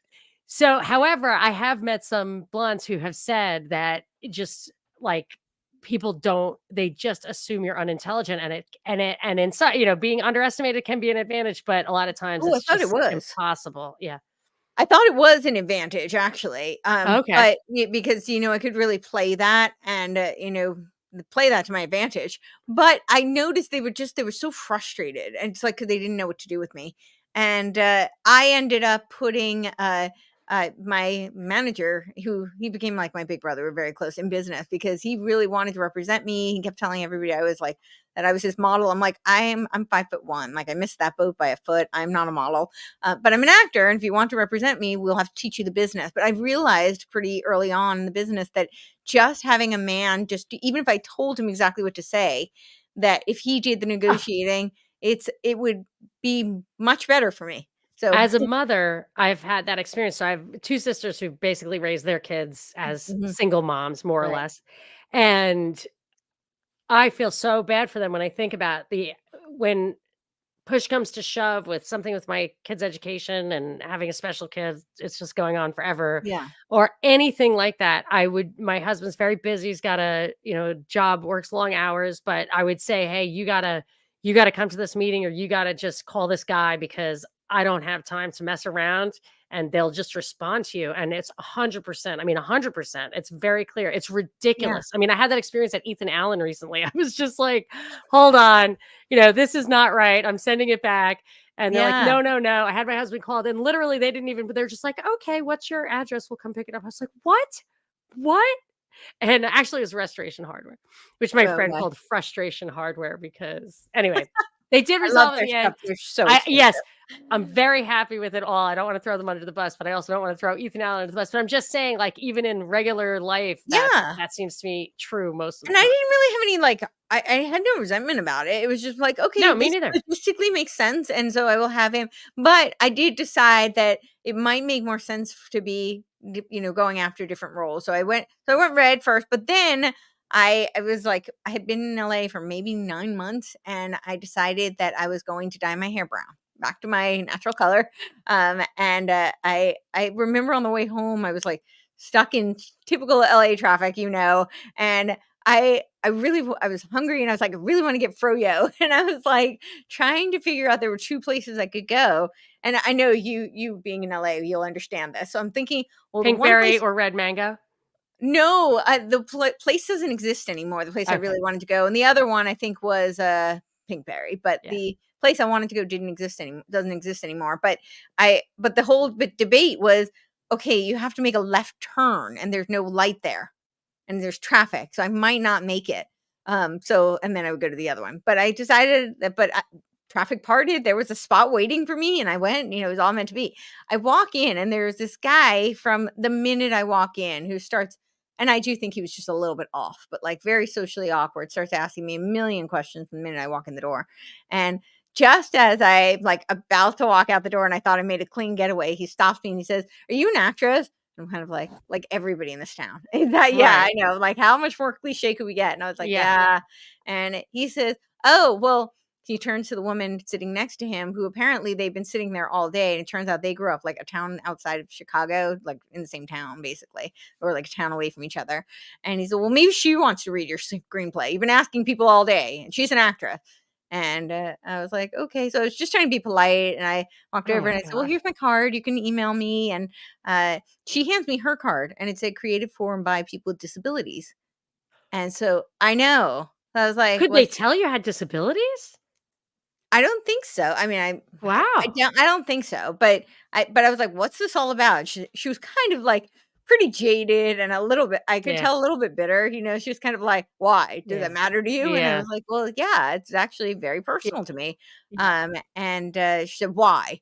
And, I gave her kind of cliff notes. I'm like, "Well, I'm hearing impaired, I'm visually impaired, I had a patch over my eye every other day of my childhood." Um they told my mom that she could always find a nice institution for me. So yeah, I got this is relevant to me. And she said, could you play totally blind and totally deaf? And I said, well, I played Helen Keller on stage in New York City. Wow. Yeah. And it was a really hard role for me because Helen for Keller, true most, story? I think it is. Really? I do. I do think I think she was used as an operative, but I do Because think I it. feel like a little bit like Stephen Hawking's, like, what we have absolutely no idea what he really thinks about the existence of God. We just know what that little computer says he says. Oh yeah. Well, I have less You know, confidence Anne in Stephen Sullivan, we Hawking. know what she thinks about everything because she's the mouth, right? Right. Anyway, Well, sorry. I do think she was used. I think she Right. was used as an Okay. operative. I it might be pretty hard for me to think that she was not Sorry, real. I didn't mean to do that to you.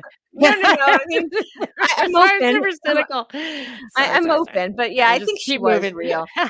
Okay, so you did. So you But I connected played her, with but it was a this. really hard role for me because for most actors, it's an exercise in sensorial deprivation. But for me, it was an exercise in allowing me to relive some of the most traumatic Ye experiences of my entire life that I had spent my life trying to get over. Yes, So, I love never thinking about bad stuff. I'm yes, not a proponent of, like, let's get it out. I'm like, "You know what? No."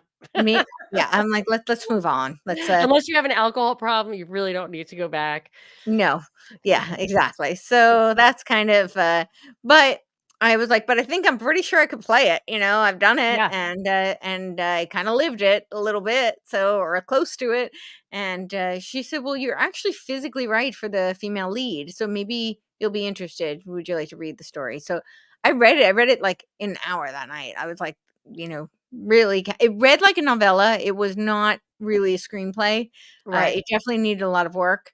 But then she told me that she had this like producer who was going to help, and he was going to get the male lead, and he was already really interested. And so I had this whole conversation with him that night, and he was after talking to me for a while. He's like, "Well, I think I want you to help me produce it."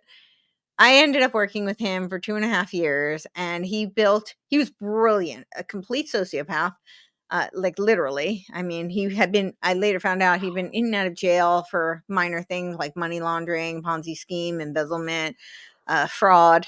But he was brilliant. I think it's one of those really just mentally ill because he was a hard worker, and he was so smart that if he had applied those, Yeah. to a but I To think it was the good. thrill of I think it was the thrill of doing it, like the underhanded getting away with it.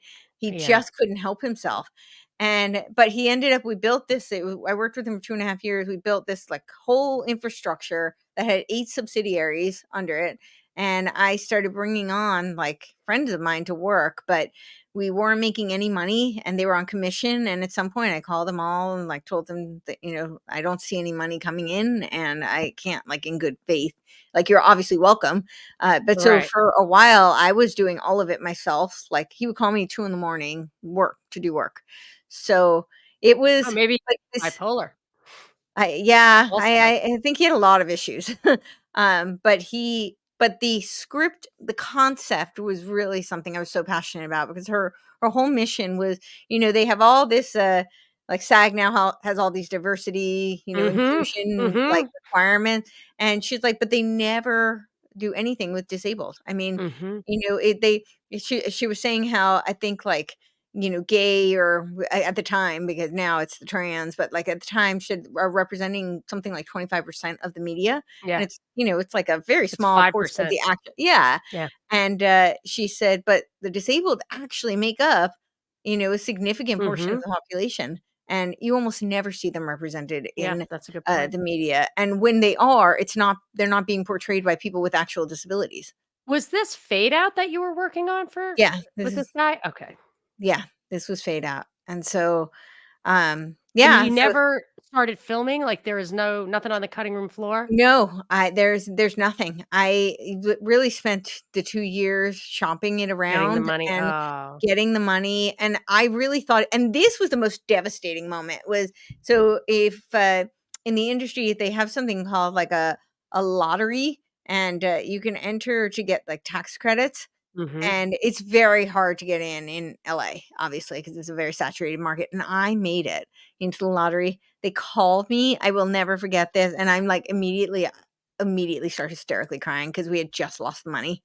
Or the money was never there. But I thought it was, and then found out it wasn't. And they were so nice, actually. They said, "Well, we'll give you a few more weeks if you want to go and source more funding." Wow. And I was like, "I spent 2.5 years trying to Yeah. get this funding, like, that is not gonna Did happen." money materialize and this guy took it, or No, what happened? I don't know, that I'll never right. know. So what happened was, he had this deal with some, like, Saudi guy, like, Tehran was his name, and they were working through the UK. And so I went and had this big meeting in the UK. Like, I flew to the UK, I brought my accountant with, like, the film accountant with me, the writer came with me. And we took this trip, and we had this whole meeting, and then we opened up the bank account. And then when we were supposed to do like the deal after the bank account, they never showed up for the meeting. And then they did all these phone calls, and they were like, "Don't worry, when you get back to the States, it's fine. Like, everything's set up, and we'll just do the transfer." And so I set up this whole account. Oh my gosh. And, then I got to the States, and I it was a few weeks later, I got this email at, like, 6 in the morning saying that, the funds could not be transferred. And it did say that, I thought it was the IRS, but I don't know. Yeah. I don't even remember. But it's Definitely obviously, the something whole thing was sketchy. a scam. It was Yeah, that sketchy, it was a scam. sucks. Wow, and that's a couple of years of your It was life a couple and of years of my life. emotional, and It I was just feel like that's very hard. It must be very hard to get over, and you have gotten over so much in the past, yet you're one of the few people who are positive. I'm positive, but it's Thanks. hard to, like, be as immersed. You're even immersed in scarier stuff. I'm just reading the news. you're reading like the Tavistock white papers. Like you really, it's amazing. We have to talk about the white pill, but let's talk about your next step Yeah. professionally, or even just, what you decided. Is this when you started just really full time focusing on fitness and sharing Yes. that?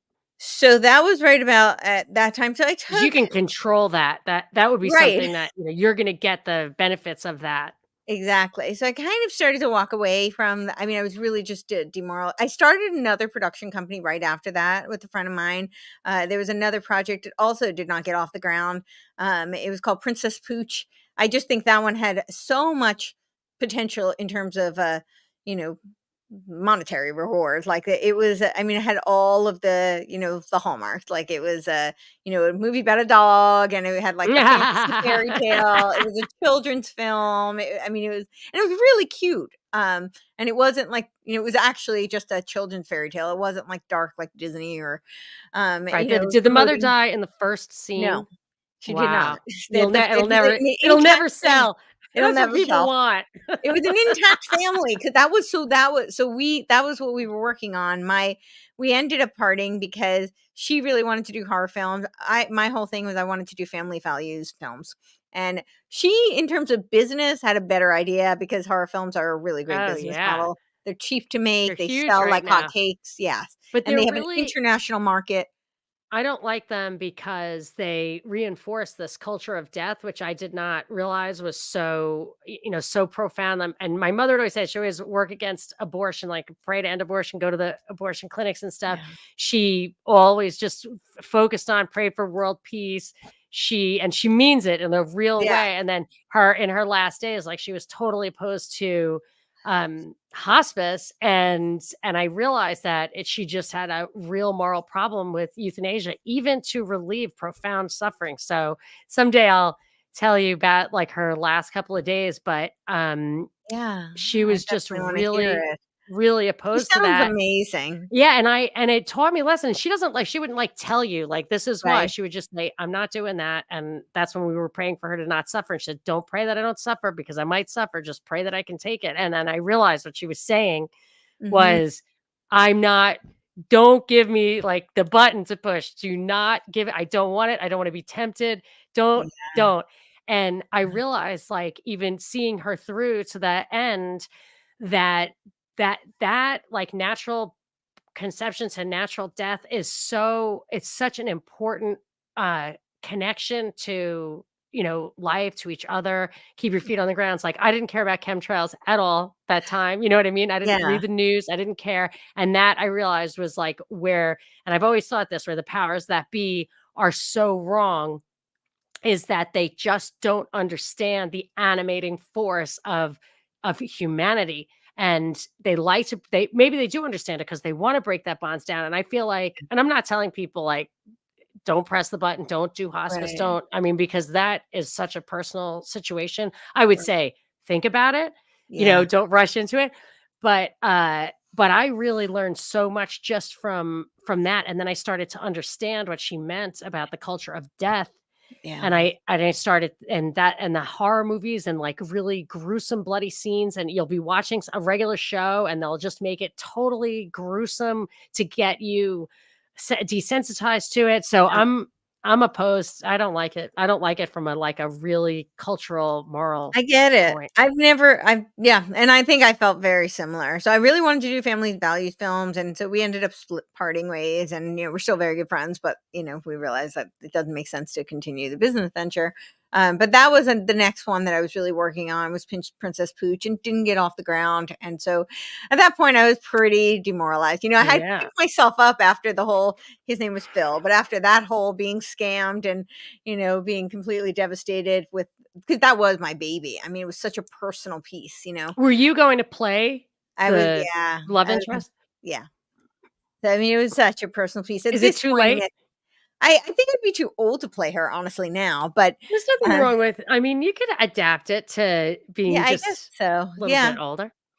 yeah. I would love to see something happen with it just because it was such a obviously, it's such a personal piece for Yeah, me. and it was good, right? It was It gonna be was good. really good. The script needed work for sure. Like I said, it was written more like a novella, but, I mean, directors write scripts on Yeah. set, So it absolutely could have been adapted, and I think the concept was fantastic. So so I started to leave that, and I had kind of around that time, I had tried out for American Ninja Warrior, and I saw I your audition for that, oh, and did I you? just it was so I could not believe you didn't get on. You're just like, "I'm deaf and blind and hypotonic, and look, I can fly." And it's like, "Wow, this chick's amazing. I Thank can't you. believe you didn't get on it." I was really, really upset. That's also another, like, I've had a lot of, like, losses that I've mourned, but, Yeah, I yeah. bet. So I And you didn't still pick yourself up. That's why you're such a good, like, you know, inspiration. Thank you. Yeah. Yeah, I don't know that I have a choice. We just have to keep going. So, but yeah, that was really it with that. So I had, when I didn't get picked to run the course, that video had leaked, and he was actually the lawyer I was working with on Princess Pooch, but he was a friend of mine. I had auditioned for him a decade earlier, and he always called me the diamond in the rough, and we were very close, and he called me up that morning. It was like 6 a.m. and of course it was 9 o'clock in East Coast time. But he called me and he said that he had seen my video for Ninja Warrior, and I thought, well, I had sent it to 6 people for feedback because my ex was an editor and he had done the video, but he told me I had a 2-hour window the next day if I wanted any changes to be made. So I sent it out, and it was back then to have anything upload and render. I mean, just on my computer, it was going to take 72 hours, which I didn't have. But Facebook, wanting all of your data, makes things very easy for you to upload. And so it took even 10 minutes on Facebook, though. That shows you, how big the file was. Wow. So it was, uploaded it, made it, I thought I made it private, and I did make it private, and I sent it to 6 people. And one of those people was the one who calls me his little sister, who was my manager, and he Right. shared it publicly. And so when my lawyer called and I said, yeah, I sent it to you. He said, no, no, no. He made it public, and it's now been seen. So I thought I was going to just take it down. But at that point, 3,000 people had already seen it overnight. And, Did that that was disqualify you? so I don't know that it disqualifies me, but what he said to me, because he was a writer and a filmmaker, and so he's very much in that world. And he said, I don't know. He said, you're perfectly legally fine. You say it's a submission video. There's nothing wrong with you, sharing it. He said, however, knowing your story, he said, what's kind of, like most people, you hear their story and then you see them do stuff and it's like you root for the underdog. And he said, with you, I feel like it's the reverse. It's much more interesting from a filmmaking perspective, just from a storytelling perspective, to see you do amazing feats Yeah. and then hear your story. But if your Right. story's already told, Yeah. then the reveal isn't there. Yeah. I think that's right. So he was like, I have a feeling that you just won't get picked because now Right. it doesn't have that, Sounds impact. right. And so I will never know. But when I didn't get picked, I was very devastated, and I gave myself a 6-week period to mourn. And I didn't do pull-ups for 6 weeks. This was, a big deal. That was your punishment to yourself, not doing Yeah, well, pull-ups? I emotionally couldn't handle it. Oh, okay, yeah, I Yeah, got it you. was, really emotional. I was like, "I Yeah. can't do it. I need to just take some time off." I mean, I trained, but I didn't do that kind Yeah, of what do you training. do on your time off? Lay around and eat ice cream and drink old fashions or, like, what? Like, Well, I it's you like just old switch from fashioned, yeah. push-ups to sit-ups? Yeah. I mean, I did still train, but I just wouldn't do that kind of training. So it Right, was like, right. I need the space. So but then after 6 weeks, I was like, okay, I think I've had my pity party. It's time to pick myself And up. And when was this? What year? it was 2014. Okay, Yeah, 2014. Yeah. okay. So, but then I thought I came up with this concept, and I was like, it would be amazing because I was like, I really wanted to look at what are the positives I can take from this.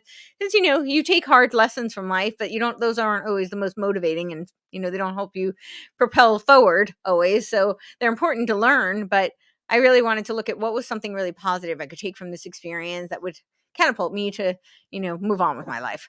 And so at that point, I what I realized was that people overwhelmingly were telling me how inspired they were by my story.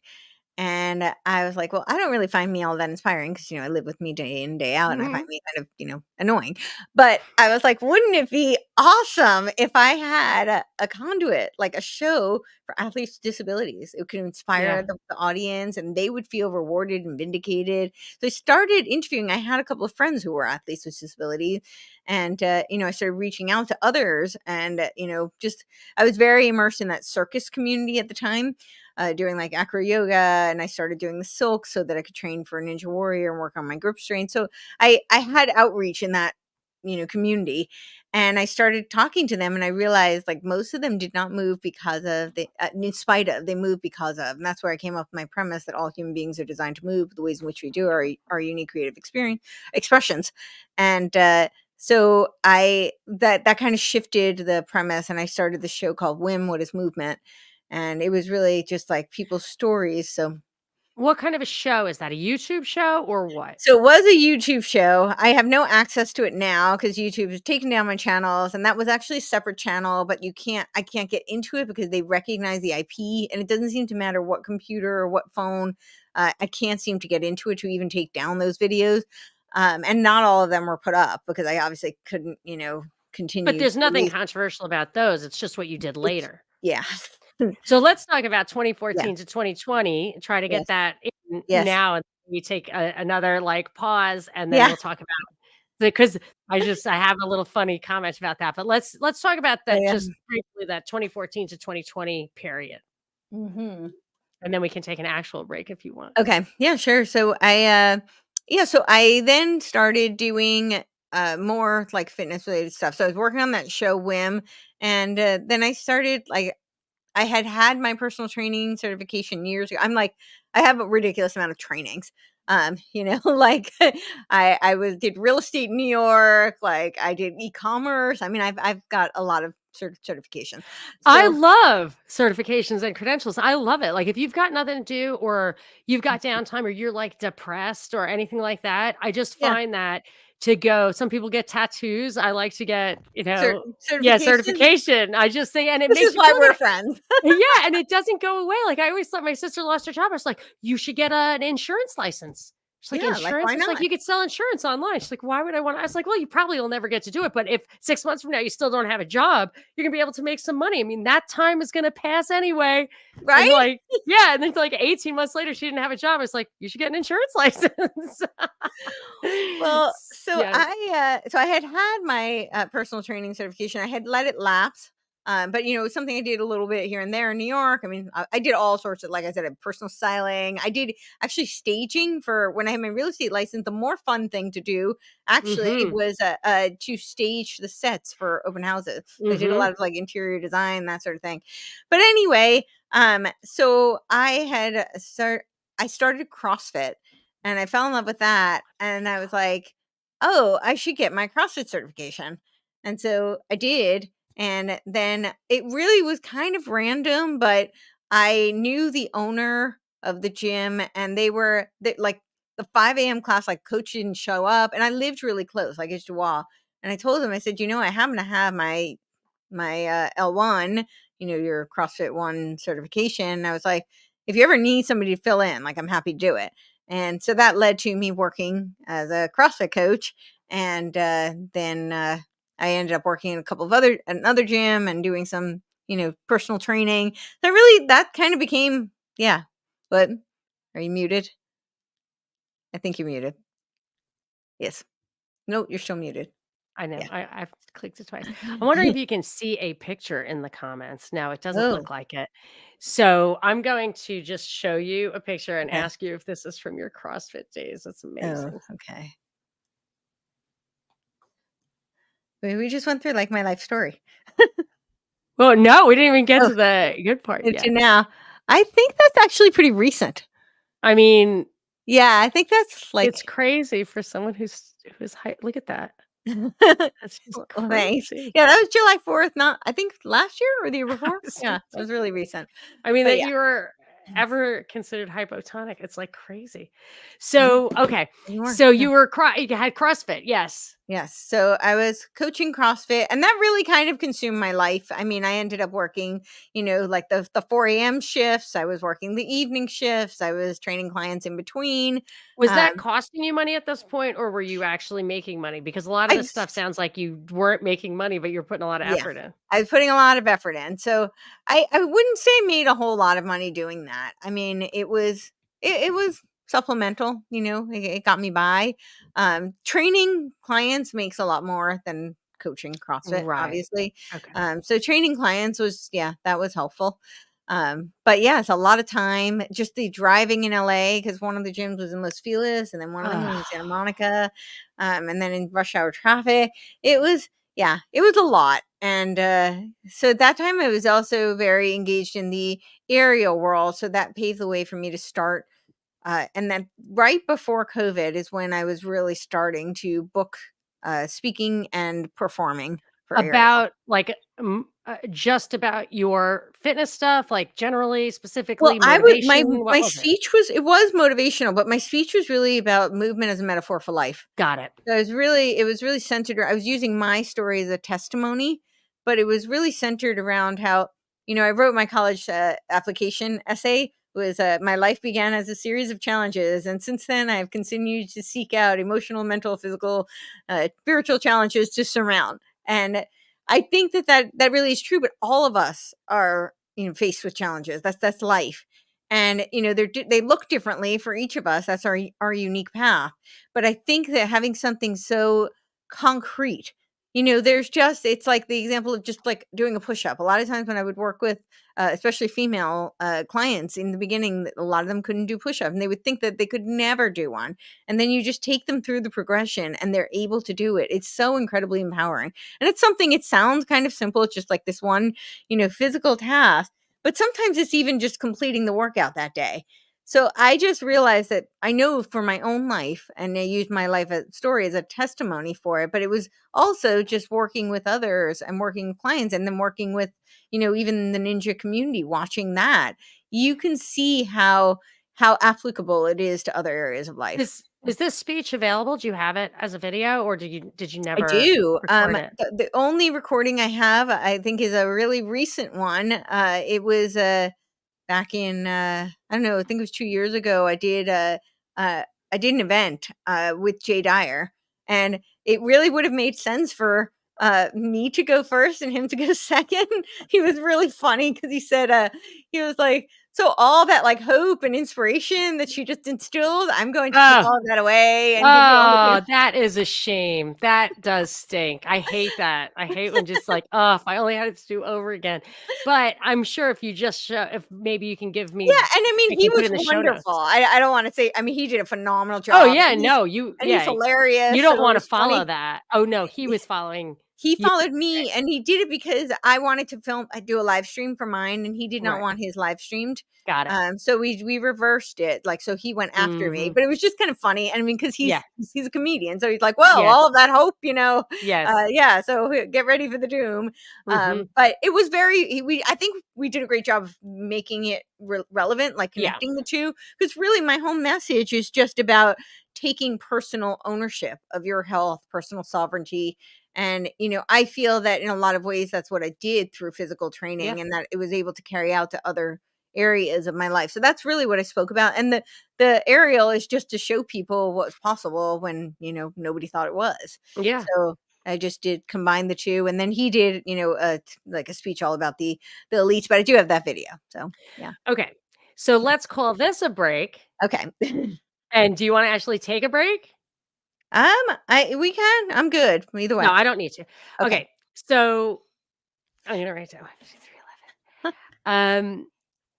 Okay, so here's the thing where I knew, like, vetting Courtenay Turner, that I understood what happened. I understood, like, you did not get recruited by the FBI or whatever. Something Yeah. else happened, because I'm looking at your Facebook stuff, and I did it by year. Like, I started at the Okay. beginning. It's like 10 years, and you posted a lot, so there was a lot Yeah, I happening. used to be much more engaged, yeah. Yeah, of course. I mean, it's Yeah. Facebook. I mean, it's over. But so you would see, like, oh, now I can do the ribbons. Like, now I can bench press this. Now I'm like doing whatever.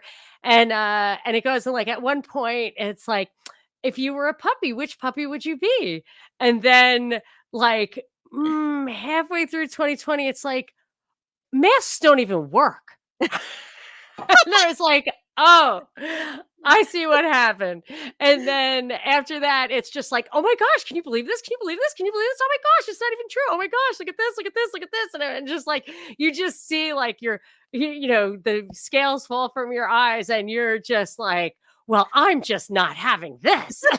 You Yeah. know? And that's that. So I want to know about like that moment, and in like hand in hand with that, just a little bit about the politics, because there's absolutely no, I mean, the only political thing around that time or ever I saw like prior to knowing you is a picture of you like getting at a book signing with Ann Coulter, I think. So, okay, so I had a long interest in politics. I mean, I started a board for school choice when I was in 6th grade. I was 12 years old, and I was Nice. like, yeah. I'm now not a fan of school choice because I realize this is Trojan horse. But I Oh, will yeah, the just charter schools run by Condoleezza Rice, like, or exactly. championed by Condoleezza Rice and the Council of Foreign Relations. I know, I know. Yes. I will caveat it though, just my whole reason for doing that was because I went to I grew up in a town that did not have a high school. And my only option was this one school that was a horrible school and it was not a safe school. Yeah, And it's other huge schools were regional kind of actually, thing. yeah, and other schools were actually closer in proximity to me. And I Yeah. had friends who went there and I didn't understand. So I was advocating for public school choice, which I think that actually does kind of make sense. I mean, you're already in the government Well, it system. You depends should on be able to. where your taxes are going. If your taxes are being Exactly. contributed to them, then you should be able to go to whatever, Well, but my taxes I don't weren't even being get into policy yeah, stuff. It's everything's a scam. yeah, the whole thing was and I mean, now I'm advocating really, I've been, like, going to the Senate speaking on school against school choice, so it's kind of Wow! ironic. I knew I you were know. at the Senate, but I didn't know why. Wow, Well, I we went wow. to talk But about we'll the have to NACS. talk about that We'll at talk some about point. that. Yeah. Yeah, I went to talk about the NACS first. I was invited to do a presentation, Yep. and then I went back to do a thing on school choice, and I'll probably be back on that. But, so I had a long interest. I mean, I was on the debate team, that was all political. I definitely was always kind of interested in politics. But in the acting world, the entertainment industry, like most people were not aligned and not interested in what I had to say. And I lived in New York City. I mean, it was really pretty far left, and I did not really align with a lot of people or the industry. So I kind of kept quiet. I mean, I was never one of those people who didn't like if you asked me what I thought, I would tell you, but I Right. didn't go out looking for the argument. So Well, it I was didn't think it pointless. I grew up in New York. I grew up not, on the border of New York and New Jersey, and my yeah. parents, they were not Republicans, but they were conservative. Later, I would Right. call them like liberal, libertarian or classical liberal. Sure. But there was never never, ever, ever talk to people about politics. Like it would be, it was just no one wasn't a Democrat. Well, I learned Well, the I mean, mhm. maybe not, but we didn't talk politics because seemed like we were alone.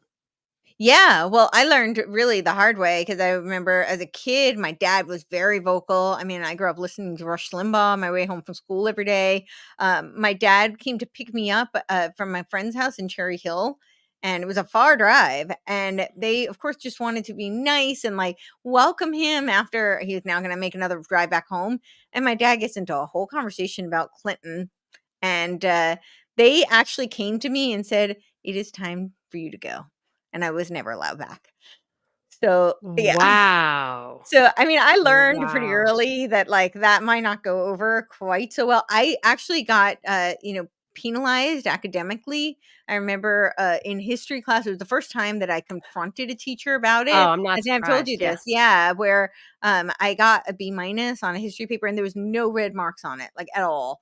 So, I'm like, "That's not a great grade. Like, why?" Right. What happened? Yeah. What happened here?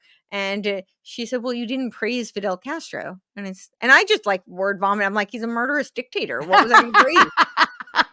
And she was like, "Well, that's why you got the grade you got." So, I mean, they were Wow. very overt about it. Yeah, and when I was on the debate team, they were very like, it was very obvious. They did not like my stance. So I wasn't really, like, foreign to this idea of, okay, maybe we pick and choose where we speak. But at some Oh, point see, when now that's the part of the lesson I didn't learn. Like, we didn't talk about it, but I have been a loudmouth, and I will just add I had an experience like that in 7th grade where we were learning about the Civil War, and I was like, "But why didn't they have a right to secede? I don't understand why." I mean, regardless of what they were up to, why, why? Right. And so we had a class debate where the teacher made me the South and everyone else the North. And I'm like, Everyone else. everyone else, for sure, everyone else. Wow. And I'm thinking, like, in retrospect, at the time, I was like, "Yeah, whatever, she's just messing with me." But in retrospect, I'm like, "But the South lost. Like, you guys had the force of history, the official narrative on your side, and still it needed to be, like, 30-1, and I still think I won just with the question, like, why were they not allowed to Yeah. secede?" And, so they absolutely don't like that, but I never stop being mouthy, and boy, I've had a lot of problems over the years because of that. Dang. And it's just because 'cause I'm stupid, not because 'cause I'm like, "Well, I won't stand for it." I'm just like, "Blah, blah, blah, blah, blah, I'm right," you know? No, no, not smart. Well, I don't know. Sometimes, I mean, eventually what led me to 2020 was really I learned about, the struggle sessions, the Maoist struggle sessions, and I was like, I don't want to be part of the problem. Auto critique hasn't worked so well for them. So maybe I should not continue that path. But I was quiet for a very long time, especially in New York and then in LA. But then in 2011, someone invited me into Friends of Abe. So I joined this is like the quote unquote underground Hollywood conservative group. Is it like Abe being a Republican? Well, yeah, Abraham Lincoln like as a Lincoln, yep, Republican? Okay. exactly, and, yeah, it was a fellowship organization, as Jeremy Boring says, it was so secret and so underground that, that it was on the front page of the New York Times, but yeah, Okay. uh, but so I joined that, and, I dated a pundit who so then it was kind of pretty public where my views were, and he connected me with politicians because they would interview him a lot, and he would be like, actually, every now and then he would say, well, actually, Courtney knows more about this subject or has more, more passionate about the subject than I am, or she has more ideas on it, like, depending on what it was. But of course, it was politics, so it tended to be things that I was, pretty interested in, and so they started interviewing me, and I ended up writing for them, and that was back in 2011. So it's not like I was completely foreign to, voicing my opinions, but then when I was going back into, you know, when they disbanded at some point, and then I was more involved in the entertainment industry, quieted that down for a bit. And then 2020 hit. And in 2020, I got fired from both gyms that I was working at, and I can't prove it, but I'm 99.9% sure it was over politics, just when you look at the timeline of how it Wow. happened. I found myself, like, you know, bored, alone, depressed. Everybody's wearing a mask, and because I'm hearing impaired, I actually still depend a lot on nonverbal cues and lip reading. I really didn't realize how much I still depend on all those nonverbal cues until all the coping mechanisms I spent my life developing were Yeah. suddenly stripped from me. So that was really, really frustrating, and it just felt very dark. And I remember I was actually supposed to do a pole competition, my first pole competition, 2 days after the lockdown started, and that was canceled. Oh, and I bet you put so much work into that. Man, you've had a lot So of much work. disappointments. I know. So much work into that, and I really was devastated because it was not like so I don't know what people's impression of pole was, but like I know people have a thought of like, and there is exotic pole. This was essentially a gymnastics routine with two vertical bars Yeah, instead of horizontal bars. I mean, I worked hard on that yeah. routine. That's And it was a super hard. 3-minute and 15-second routine. It was to be doing like that kind of high intensity. It was hard, but so that was canceled, and then I had a bunch I was just starting to line up a bunch of, speaking and performing events, and that's really hard to break into too, and I had done some that were, like, on Yes, Zoom I was and wondering how you get all this because I only became aware of you through your podcast mhm, over the past couple of years. right. And to see you with such high profile speaking engagements, understanding how to navigate that, how to book it, how to even just logistically make it happen, pay for it. I always wonder. I just feel like it's obviously you have a lot of experience. That's why it looks to me like you were just, put on the scene with a bunch of like tools that I don't have. but it isn't because you know, It's are telling me all of about the the ways that you've developed those skills over decades. yeah, decades, right? That's the running joke. It takes a decade to become an overnight success. In Nice, my very well case, like put. several decades, Very well. you know? I'm never getting it because I I don't just even don't feel have like that. I'm there yet, you know? Well, I'm you'll get still there on my though, path. because Yeah, I'm first of still all, working. because you are willing to invest the time, money, and effort to do what it takes, and you have the ability. So Mhm. there's no doubt in my mind that if you keep plugging along, you will get wherever it is you want to go, especially Mhm. because unlike some of the other endeavors you've been in, this one is actually more under your control Yeah, than you might think. You really don't depend on anyone to like put you in a position or to produce your show or right. whatever. It's manageable. So I've full Yes. confidence in you.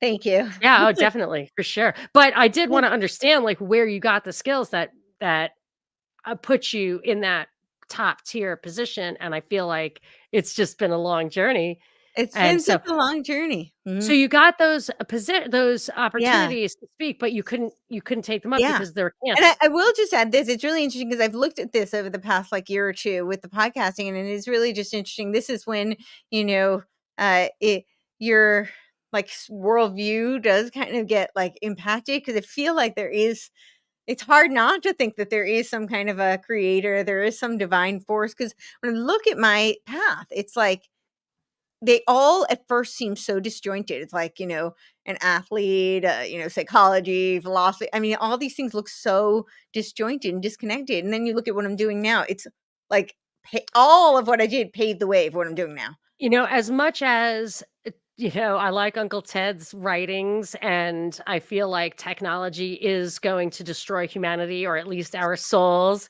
Yeah. There's just a couple of things like this ability to be truly autonomous as a creator in a way Yeah. that's like, comes from a place of like the nobility of man, like the philosophy, the brain, the soul, like all Yeah. the things that you can put into something like this. And plus my experience with my mother being sick and dying, and the people like the outreach that I experienced from people like I've never met physically.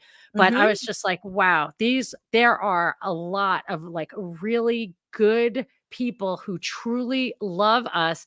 And when Yeah. my mother, and I asked her, like, people want to pray for you, what do you want to tell them? And she said, I said to my listeners, and she said, tell them I love them and to pray for world peace. But I was like, tell them I love them. And I was like, she loves them. Like, she loves this. Like, she loved seeing stuff like this. She loved like Yeah. knowing that people were connecting. So technology, like it has bad, but it's a Blessing and limited curse. hangout. Yeah. Yeah. It's a limited hangout, but you can really be creative and you can make connections, and it's in your control. And I think that's powerful. It's so powerful. So yeah, so there was 2020 and I found myself I think the first day of the lockdowns, I people had always, wanted me to do something with my story. Actually Steve Bannon had prosed my story. He said he was going to bring it for $250,000 See, to that kind of stuff, Lifetime. like, that's sketchy, like, that guy's sketchy. I fair enough, But but actually, you do talk, and I've done it too. I've definitely shared the mm, screen with people. I'm just like glowing, glowing. But but you got it. I mean, I'm not confrontational. I'm like, and I want to talk to people. And I'll tell you a lot of times when I'm on the screen with somebody who is sketchy in my mind, I don't like call them out. I'll just say, hey, what do you think about this? And then I hope that the listener understands what I'm doing, which is this is the information you need to make your own assessment. And I get yeah. a little hate mail like, who is that guy? Blah, blah, blah. But you definitely do not curate people based on you're not giving them an imprimatur that you have vetted this person and you should trust everything they say. Like, you're Right. definitely not doing, and that's the way to go. That's why I don't Yeah. believe in YouTube, like advertising censorship, Yeah. up or down. Like, let's not have the curation function together with the interview function or the advertising function. It just doesn't, the responsibility for that is too great. So okay, so you're Yeah. I mean, I think rubbing sometimes shoulders you with sketchy folks. Go ahead. Hey, yeah, so, I mean, I think sometimes you can get them to reveal so much more That's what too. I do. but you Yeah, gotta, I have an intelligent audience and not everybody always catches every little thing, but, of course, yeah. they do. I try to give them what they need. But yeah, okay, so So Bannon wanted to do what yeah, now? and I mean, that story is, like, really, and when you look at it, the history of it, it's, really not nearly as sketchy or even as, like, fantastical as it might seem. He was peddling a skincare line, and my mom happened to be very good friends with the woman who was creating the skincare line, and, she happened to be there, and, so And he these are was Republicans, right? So these are there was he there any there was no political involvement in this. Okay. Bannon was peddling skincare. Like, this was, I mean, this was Okay. not, there's nothing political about this. Was years ago. This Alright. was at this point, it might be That's 25, because 20 years ago. And yeah, he it was was pretty just, cheap. he actually was hitting my mom up he was trying to get her to invest in a skincare line. Like, and she was like, He's no. been sketchy AF for decades, but Yeah, like it he was, was, like, in the failed Iran hostage oh, yeah, rescue. It no. was at Reagan's inauguration. He was like a attaché to the Admiralty, like, that guy's Oh, whatever. I know, but at No this big time, he deal, was but trying to get into the film industry, and so he's working with as a salesperson with Oh. Lifetime, Yeah, and I mean, so that's this what yeah. so Yep. that's what he was saying. He was like, "Oh, I could pitch this to Lifetime, and I'll pitch it for a $250,000 deal." I ended up saying no because they wouldn't talk to me. Zen wouldn't talk to me. Lifetime wouldn't talk to me, and it was just this go-between Sure. with my mom, and I was like, "Well, if you don't have the ownership of your right the rights to your life story, like, what do you have?" That's Yeah. really how I Good felt. point. Yeah. And I was like, I feel like that's like everything. That's your life story. Yeah. So, if they had talked to me, it might have been a different thing, but nobody talked to me. And he was trying to do film. And so I had another run in with him back in 2011, because he was a part of, he would come to a lot of the Friends of Ape events. And, I think then he friended me on Facebook and I Okay, now reached out that to is a him. connection that seems organic, not like that you It was wanted, but, like, I can totally, see how he would definitely be there. yeah, and it was totally organic, and he reached out to me, and he friended me, and I was like, "Oh, I don't know if you remember, you might remember my And did mom, like, he? you had," and yeah, every time I brought it up, he's kind of like, "Oh, yeah, yeah," Yeah. he's like, "Say hi to your mom," you Maybe. know? So I think he does, but yeah, but he was trying to do film. He did film for a while. He was that was, what he was into, and he was working in the film industry before he got into politics. But of course, he was starting to move his way into there with Friends of Abe. And I think a lot of those connections did pan out for him. I don't know. I mean, Okay. but Alright. that seems So likely.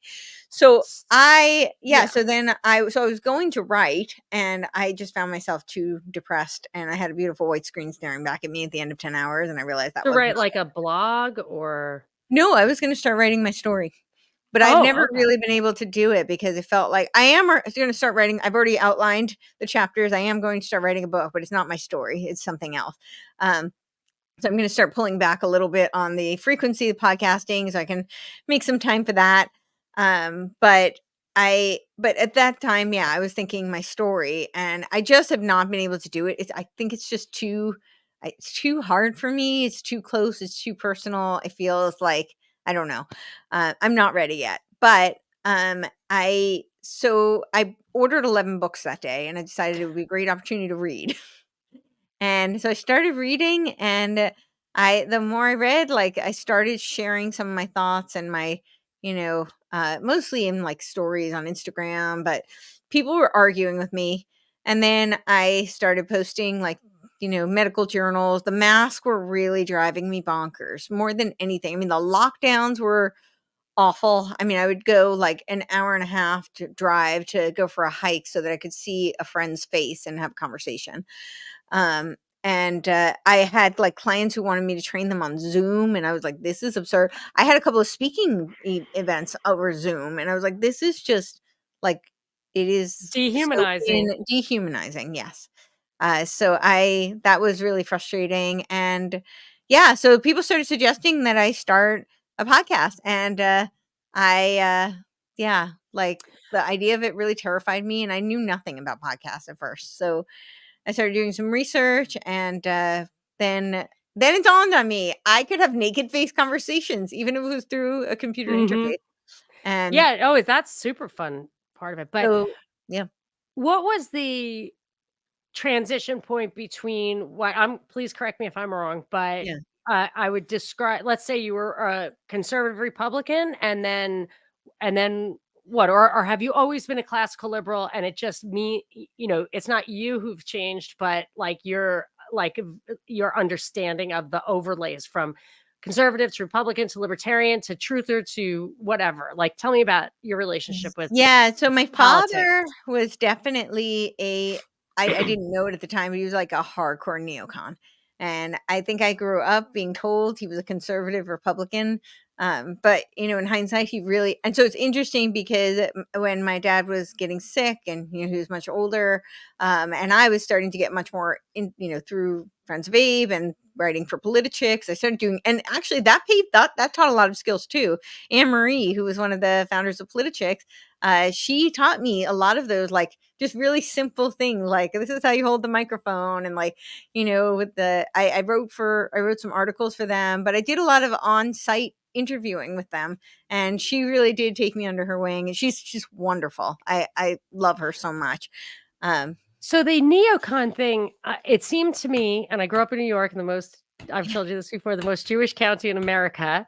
And the only kind of non-Democrats I remember knowing their politics about were when I got into the honors classes in my high school. It was like uh, a Chinese immigrant who did not speak English, a WASPy kid who ended up going to Yale, me, and 18 Jewish kids. And some of them were neocons. And so it was like my first experience with quote Republicans. And I remember being surprised. Like, I didn't think there were any Republicans because I hadn't, grew up like in the Irish part of town. right. And, it seemed to me it was just because of the pro-Israel stuff that was, Oh, that the interesting. origins of that was like Irving Kristol, Hmm. and that because I have a book called Neoconservatism, the Autobiography of an Idea by Irving Hmm. Kristol, and how he basically invented neoconservatism so that he could shape the foreign policy viewpoint of a very malleable and unqualified American population. Yes. Well, Arguing the World is it's a great documentary, kind of all about that too. Arguing the world. Yes, I highly recommend it. So was Uh, that your father's angle, it do you think? Was I Israel don't really know, important to I don't him? think so. I mean, You he would was know. definitely, yeah, he was You would definitely, know. well, he was, but it's not what he led with. So I really don't Right. know. I mean, he was uh, being pro-Israel was kind of like a sidebar. I mean, he was pro-Israel, but I didn't feel like that's what I really feel like he was a neocon because of Rush Limbaugh. I mean, he Right, was a okay. hardcore, Well, like, he that's just and the he yeah. became my parents were actually Democrats. But then when I was very little, they became it was a because Carter, my mom had to wait on those gas lines, and she was constantly trying to take me to the hospital, and she didn't know if she would be able to make it 'cause she didn't know if she'd have gas in the car. Wow. And so that was devastating for them. And then my dad was an entrepreneur, and he was always being regulated out of business. The government was Yeah, always clamping down on him my and dad too. Yeah. shutting right? Yep, So lost everything. Yeah.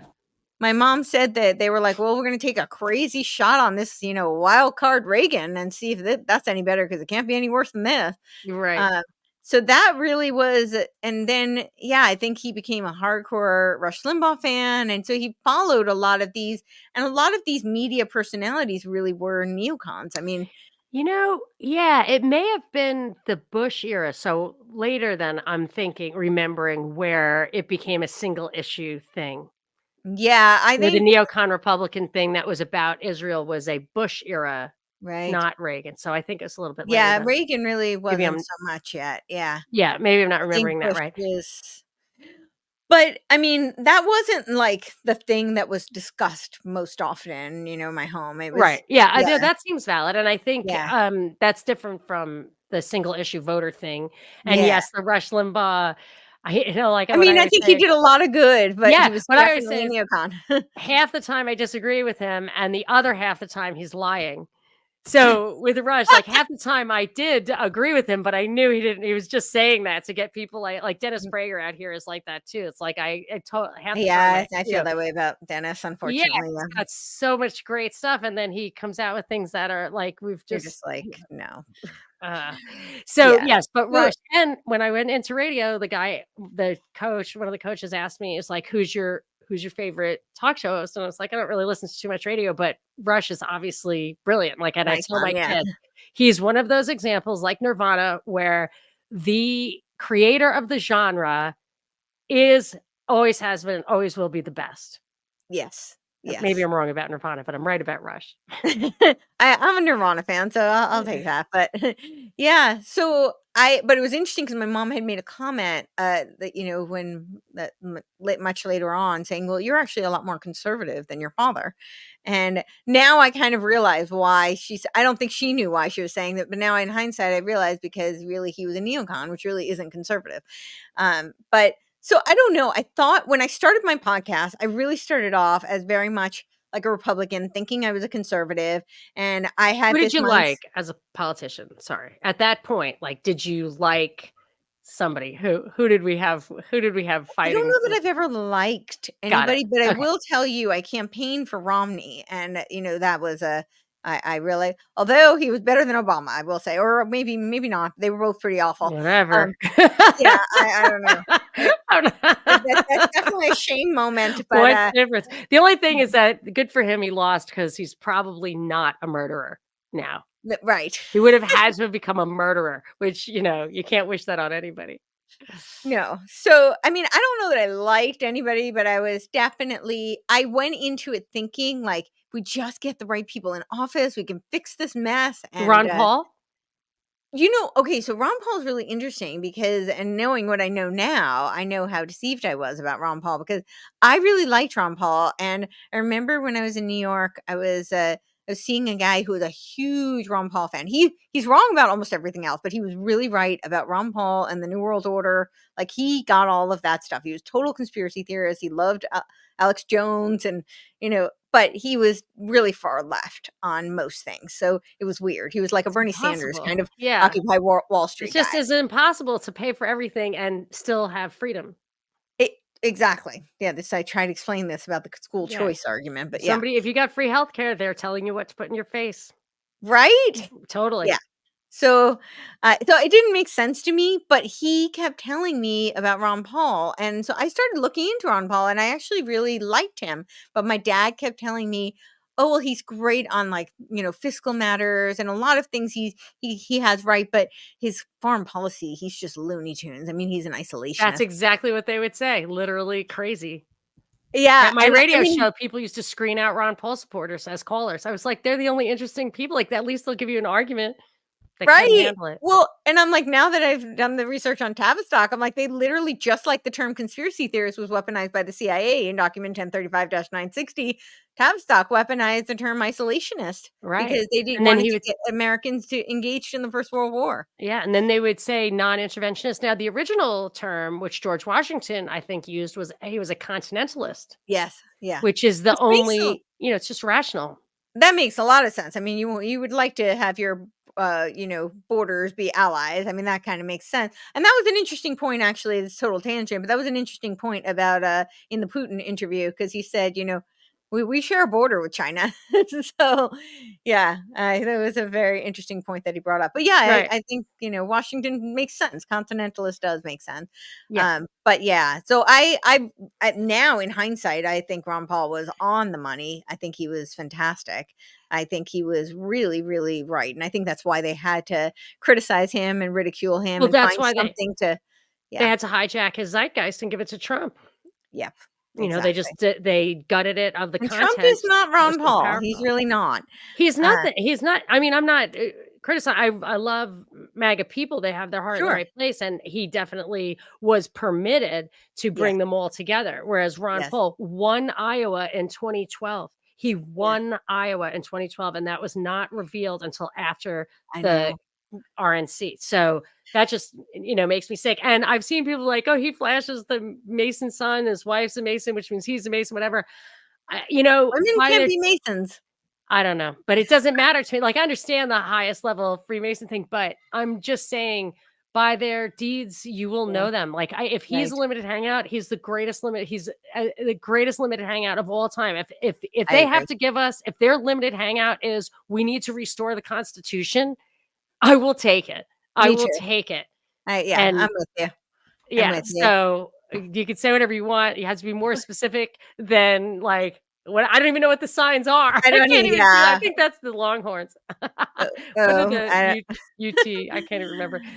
I But don't know. But yeah, anyway, no, I so think he's yes. great. But I started off and the thing I kept saying in the beginning was that I felt like the Republicans were behaving as controlled opposition for the left. But the more podcasts I did, I started to, and the more research I did, I was like, no, they were created to be controlled opposition for the left. So I think I tweeted this pretty recently, actually. I said that, people think of ideology, like classical liberal, Republican, conservative, Democrat, all these different terms, socialist, Marxist, whatever, all these labels.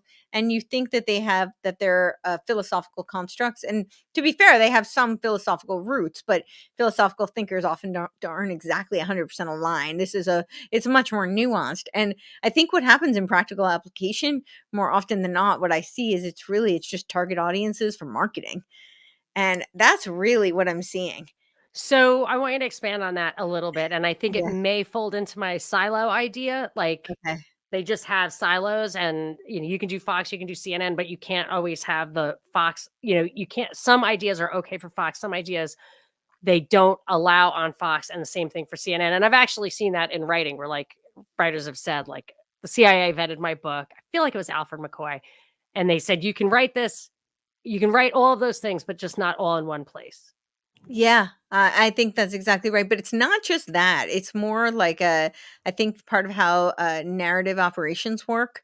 So people identify as I'm a conservative, I'm a Democrat, I'm a Yes, whatever. And so then there's buzzwords, there's yes, marketing, and they yes, can target them yes. for these narratives and they'll fall right in line Right, because, and and they then can it says, sell them I'm different. against you. And Yeah. yeah, They sell them different brands of the exact same product because we're all exactly. drinking coffee. Everybody Exactly. in this country, you have to drink coffee. You can't they won't be productive enough. Everyone has to drink coffee. You're And never coffee. getting the not coffee. Right. So, it's just whatever coffee. Are you an espresso drinker, instant coffee, whatever. Okay.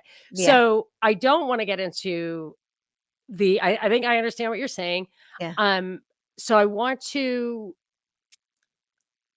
okay, well, I don't wanna leave just yet. So, Okay. can you tell me right now if you have a political or ideological description that Mhm. you think, portrays you, or you can't I even think put it I'm into words? probably most closely aligned with, like, some kind of hybrid of conservative and classical liberal. I think that, that's What's a probably conservative? What's the difference? well, I think the difference in conservative is, the whole idea of trying to, like, conserve something, and I Yes, do like the the idea of Constitution. yeah, I would like to conserve at this Yeah, I point, agree. conserving the Constitution, yeah.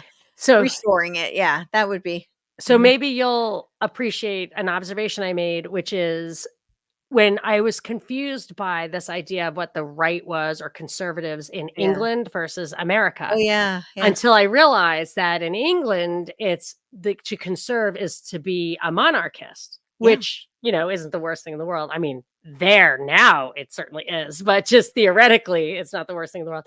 right, But for them, a conservative, you could say it's feudal, you could say it's right, aristocracy, but here to conserve is to conserve liberalism, exactly. capital L liberalism, Yep, which, I don't want people to misunderstand. I mean, classical no. liberalism, which the word liberals now is a total inversion and Oh, yeah, hijacking of classical liberal, intentionally, just of for course. clarification.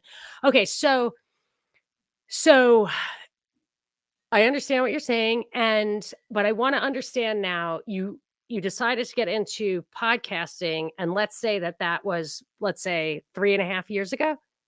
It was like so what I did, I didn't air my first one till January 2021, but I spent 6 Okay. months recording and I reached out to people and I told them that I may never air it. That I really just wanted to have conversations and I Samson. wanted to have conversations and Samson gets jealous after 2.5 hours. I'm sure. Oh, wow. Yeah, it's been Okay. 2.5 hours. So yeah, I felt like I wanted to have conversations and see where it went and, that I would record them, but, for them to know it might not air, that I really just wanted that opportunity to and people were very open and people seemed to really enjoy it, and I found it very cathartic because I've been so isolated and I couldn't see people's faces. Yes, of course, yes. So Do you it have those? Would you ever reveal any of those, release any I of I those? might have some of them. I'd have to go back and, like, it's Yeah, like you could now sell it. I'm at Make it a as, like, premium product. right? Yeah, maybe I I mean, could you do gotta pay the bills, right? I mean, I you are know. trying to We pay are the bills, are you really, not? really, really gotta work on that. Yes, we are really trying to figure that out.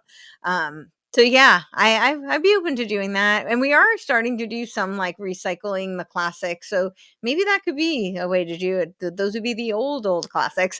So But at that time, if you spent mhm, that time doing that, which is typical of you, a real investment at mhm, at a cost of time, effort, yeah, and money to yourself, yes. you obviously felt like you were starting down a road of something that was, you were really committing. What is I it that you were was. committing to? So Why and how at are you that motivated? time, I think it was really more for me than anything. I was so depressed. Mm. And I mean, like, everything had kind of just like I really didn't know what I was gonna Were do. you I mean, disillusioned at all by how quickly the entire world capitulated to a bunch of bullshit?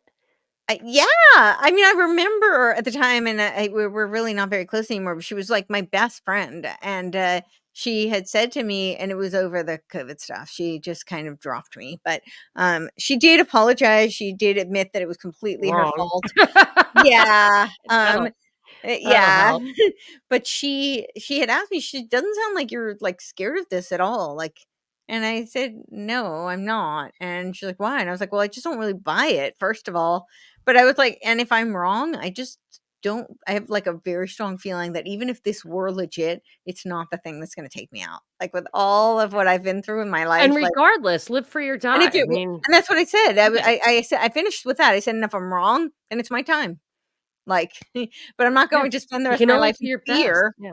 Yeah. So I really wasn't, it wasn't, because I remember having a conversation with my mom about this, and she had said, like, well, I don't know how that's going to be successful. How are you going to do anything with that? And I said, well, it might save my life. So there's that. Yeah, And that was really kind of the mindset I went into it with. And at that point, it's not like, I mean, the world was shut down. It's not like I was gonna go look for right, another job. I was right. training people on Yeah, Zoom, and the few that's a good people I point. could Yeah, train were in my apartment, you know? I was like, right. "Come over, we'll sneak you in, and Yeah, don't wear a mask," and, like, that was terrible. That was a terrible, terrible time. yeah. So I went to some other people's houses and trained them, but, so I was making a little bit, here and there, but it's not like I was gonna go out and get a job. Okay, so So so I let's really did that just to I was like, "I need to have conversations, and I need to feel like" at that point, I'd been reading so much, I was like, "I wanna talk to people Yes. about this stuff," you Oh, know? yeah. The in and the out and, like, balancing that over time and, Yeah, there's different phases of that. So let's look at 2021. yeah. What is your life/work, including podcasting? What is your mission statement in 2021, and what is it the same now? So it the crux of like the cornerstone, I think, is really the same. I think back then it's just much deeper now. Back then it was really about like personal sovereignty and ownership of free will.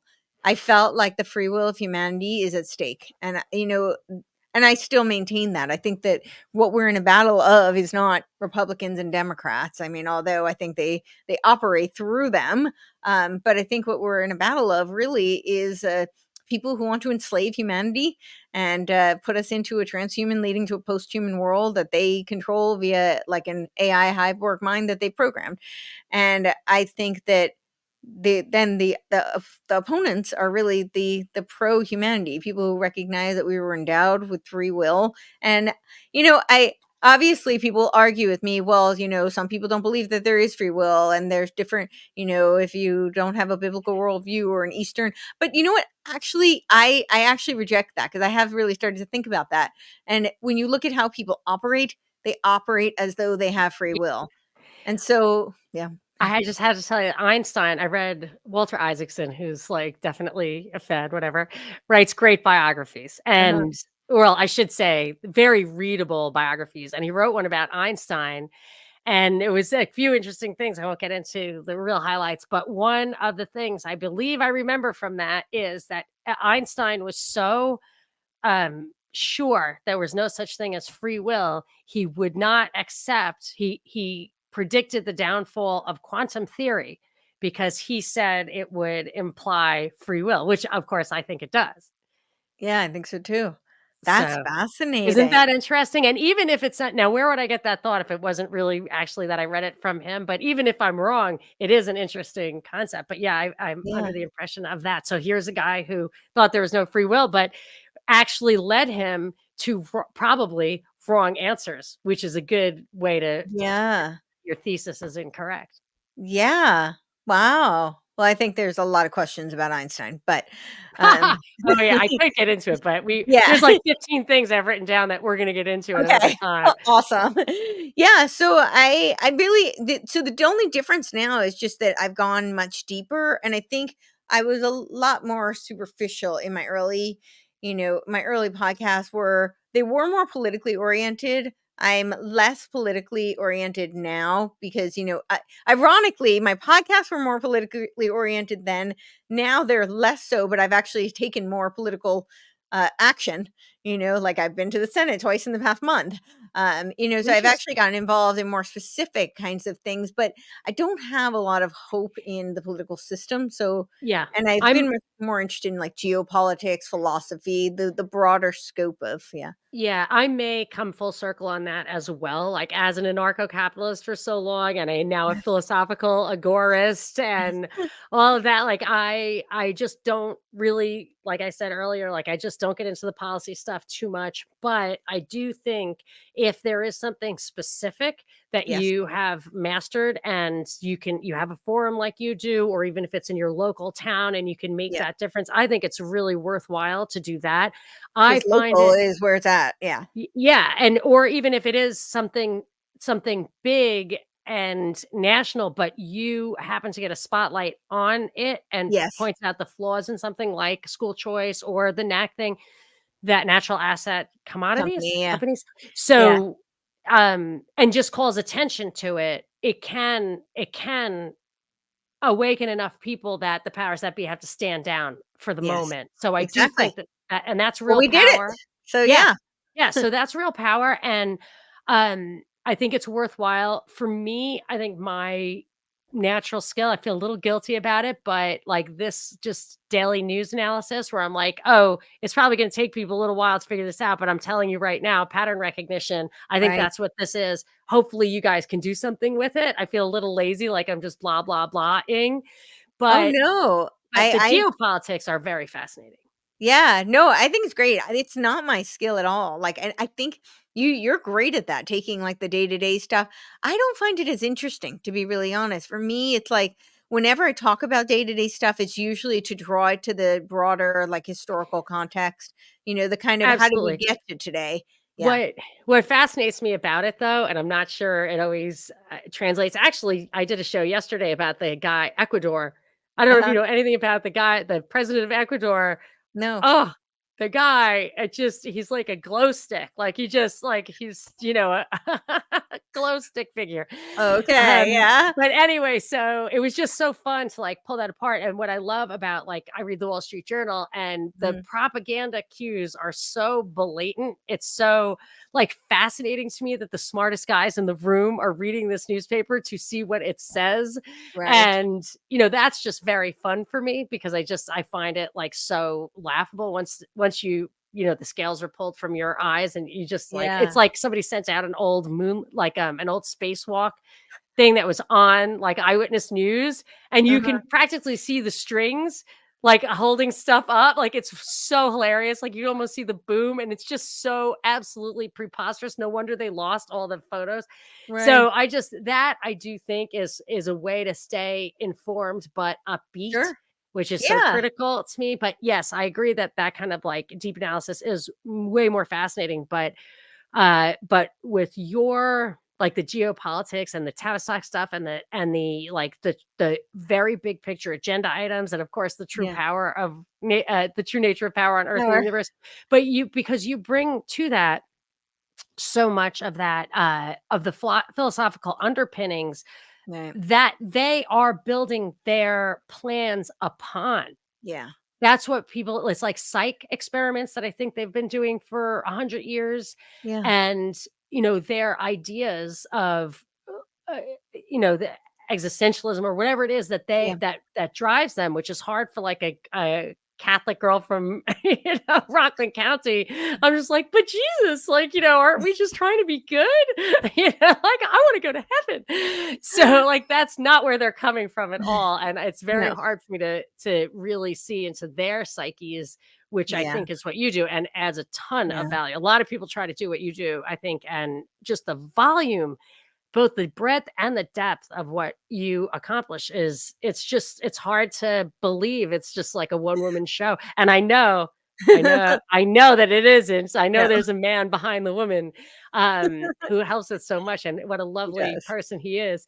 Yeah. So yes, but that so your mission statement has uh it hasn't really changed. It was it to expose the truth? Like, let's just say after it was, aside from being like an outlet for you, Yeah. is it expose the truth or is it to explain things to people? Is it, what is it that you feel like what drives Yeah. you? Because there's a lot of podcasts out there. What Oh, yeah. drives you to keep delivering a lot of content every day?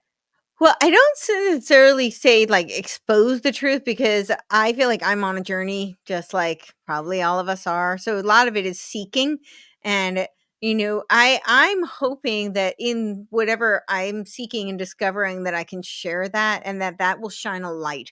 So really, I think that's really my mission is to shine the light, to spawn investigation from other people and for people to start to figure out like what resonates for them, what dots they can connect because when you hear something from somebody else's perspective then it start to or even just a point like just to literally put a spotlight on something. I mean, things like I'm going to do I'm still working on uncovering it because it's like nobody's talked about it. There's so little, but there are these like little organizations, and just to even mention it starts to open a can of worms for people that where they've intentionally been covert. It's intentionally been hidden. So I don't know, but for me really it is about free will, it is about personal sovereignty. I think that I'm now and I think I'm going to do a podcast on this, but I've been looking at like Plato and Aristotle and I kind of feel like there's a psyop there.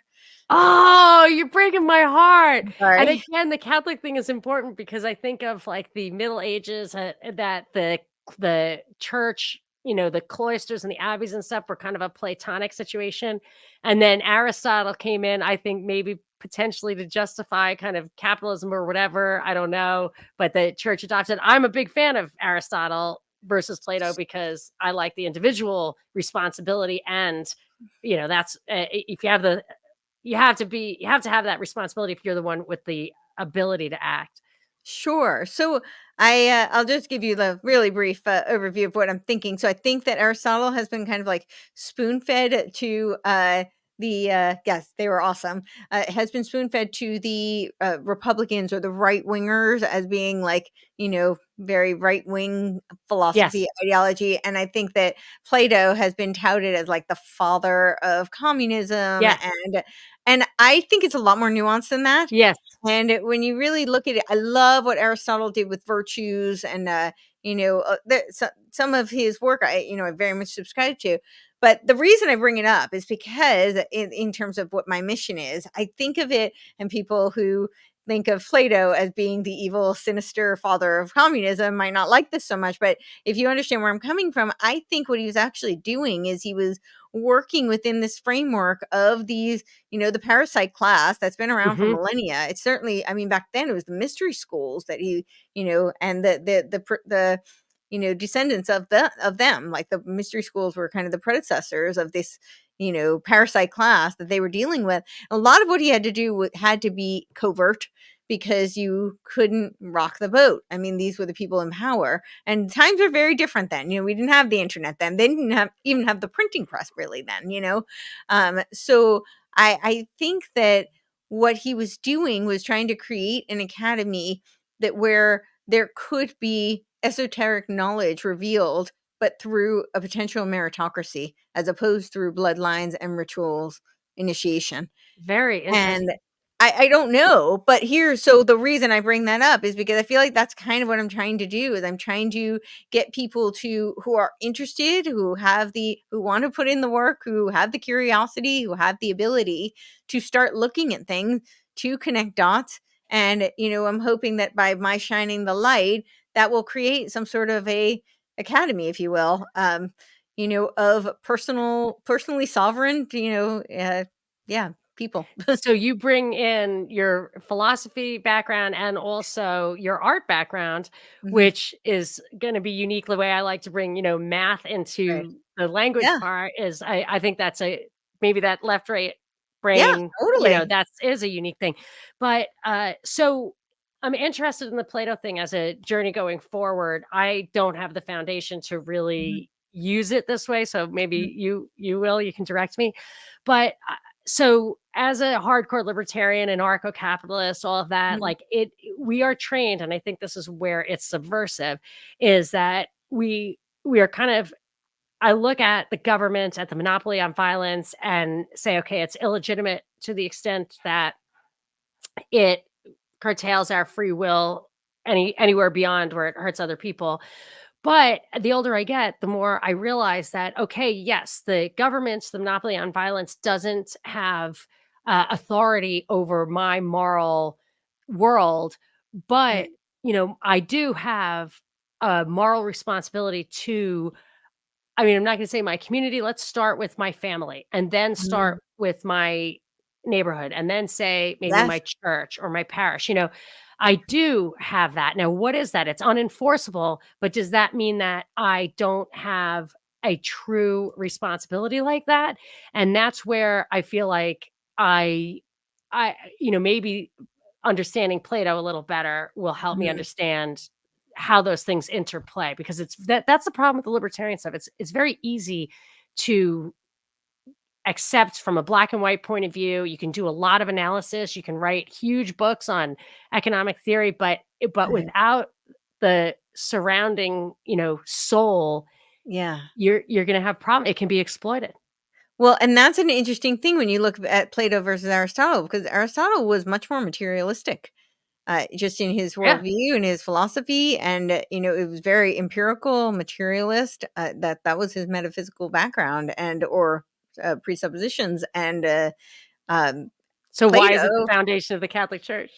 yeah, exactly. So, like, Plato was kind of the opposite. Yeah. Everything was, very spiritual. Like everything was about this, he very much alluded to there being a creator and that, that's why forms were the way they were.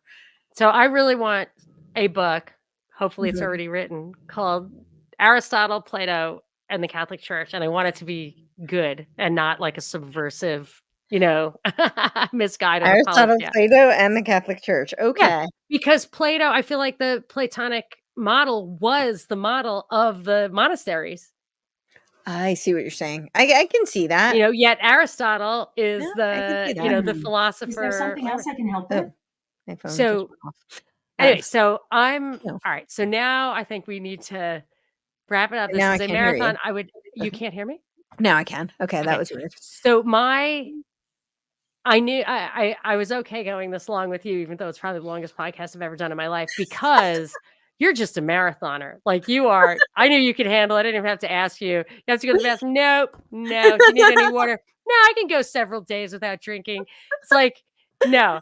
Um, so okay, so I really like the idea that this is the three-parter. Okay. Um, yeah, Yeah. so Angus is saying that his listeners were impressed with your knowledge. You're saying you had a good time. That's awesome. Yeah, they were awesome. Thank you.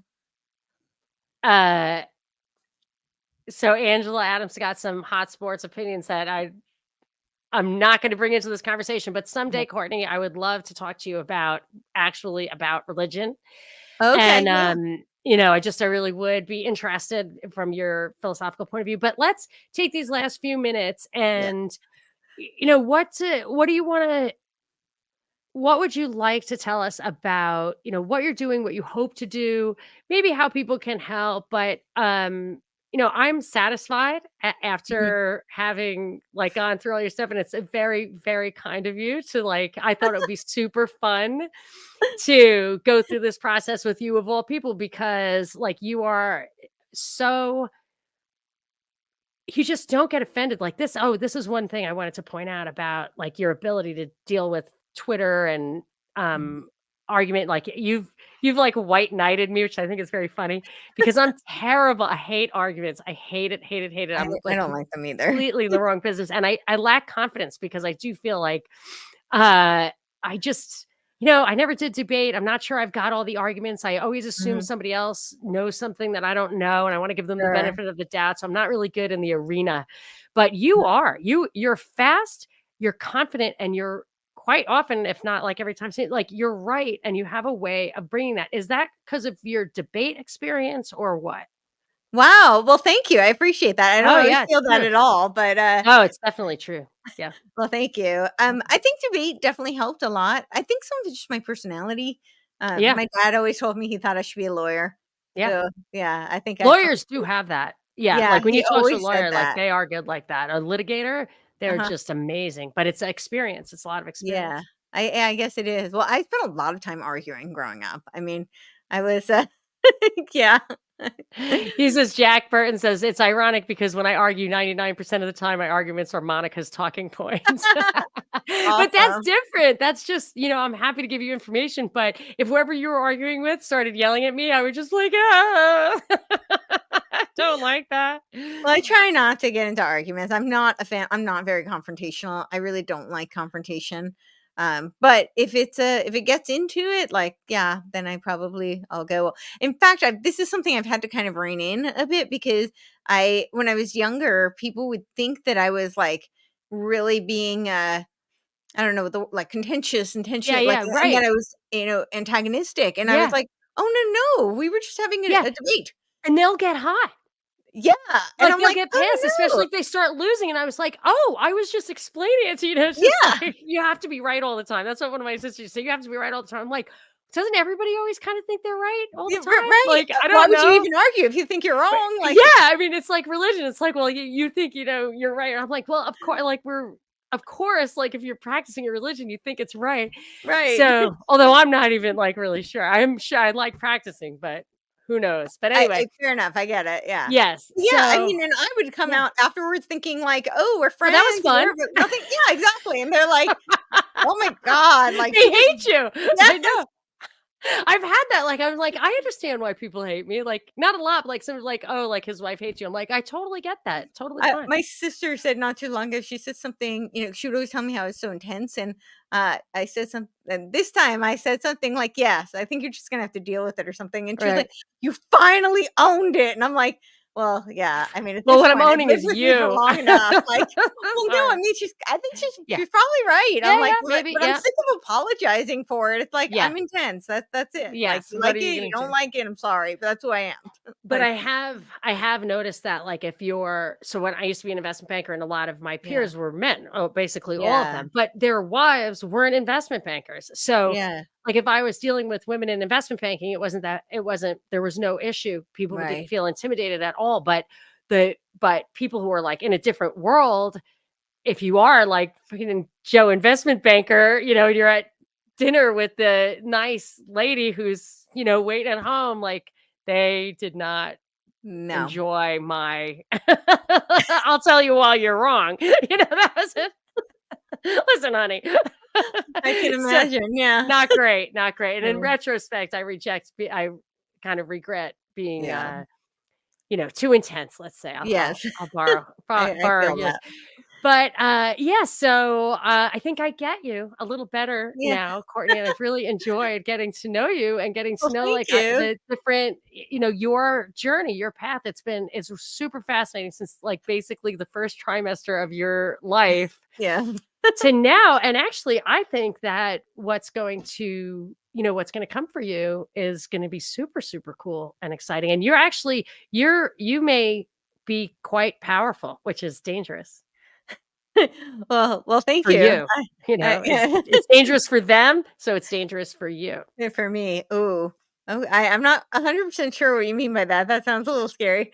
Well, I'm just a little worried that if you are, I mean, I'm not even necessarily saying physically, but that, we all get taken down, whatever. Yeah. But if you actually like, so for me, but there are two things I think that are dangerous, make you a danger to the state. One is to have insider information, like Mhm. firsthand knowledge of something. Sure.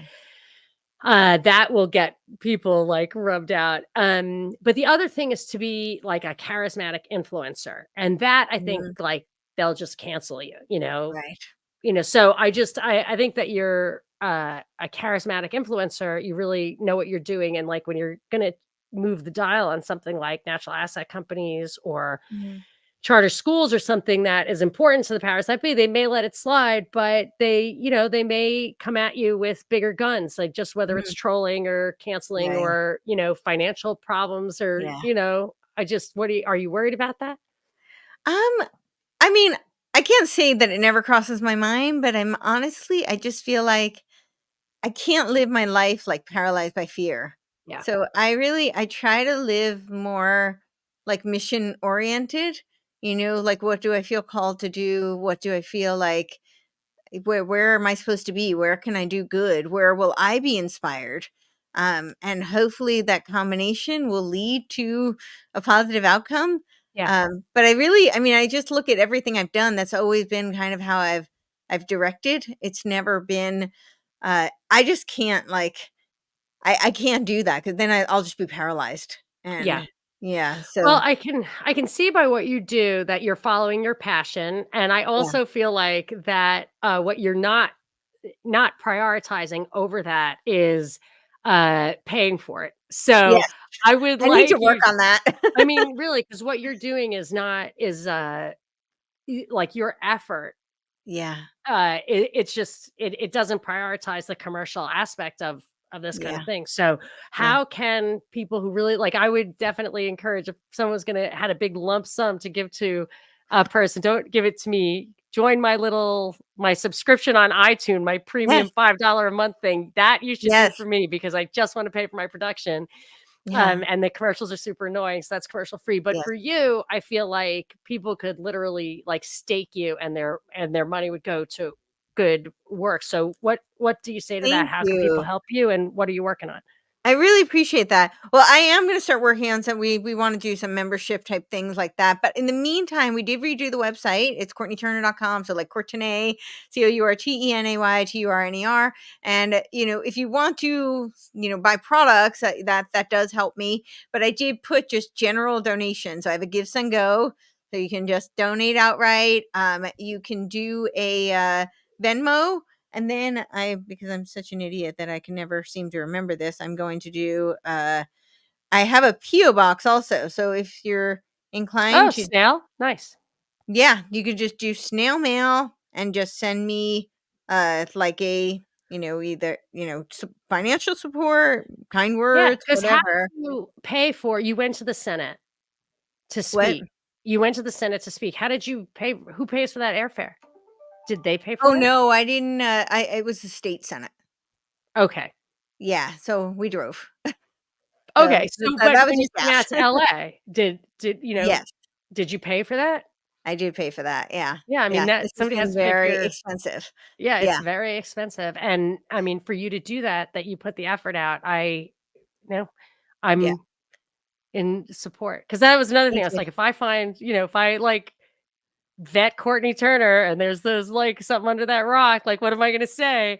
But I fully 100% support what you're doing, your work, people Thank you. I think that, we're lucky to have somebody like you on our side, Thank and I you. just have complete confidence in your ability to discern and to represent, and that's just it's rare. Thank you. Well, the PO box, if anybody is listening and interested, it is PO Box 680093, Franklin, Tennessee 37068. I know some people today would prefer a snail mail kind of Oh, yeah. situation.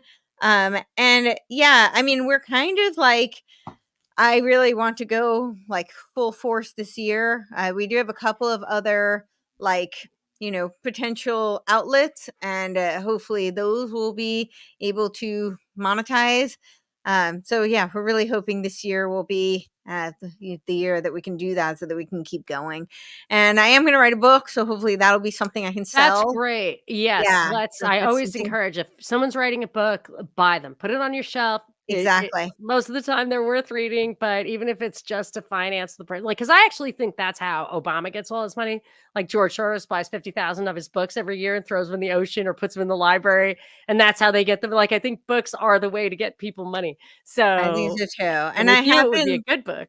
So yeah, I mean, I've been working on the concept, and I'm not going to give it all away right now, but I had actually bought the URL a while ago, and I thought that for sure it's already out there, but I can't find anything. So it's really going to be my term. I'm coining it, and yeah, and I've already started to outline it, so that'll be fun. It's just kind of dusting off the writing.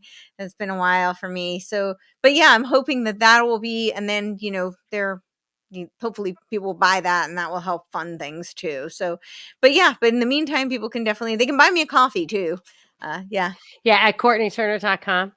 Jack says reading is for nerds, but the books on my shelf make me look smart. Yeah, I totally agree. I have so many books on my shelf, it makes me look messy. So I had to put my screen back up Well, because, my the lovely man behind the scenes, actually, he's always helping me organize all these, they're like oh, that's category. Yeah, I need one organize. of those.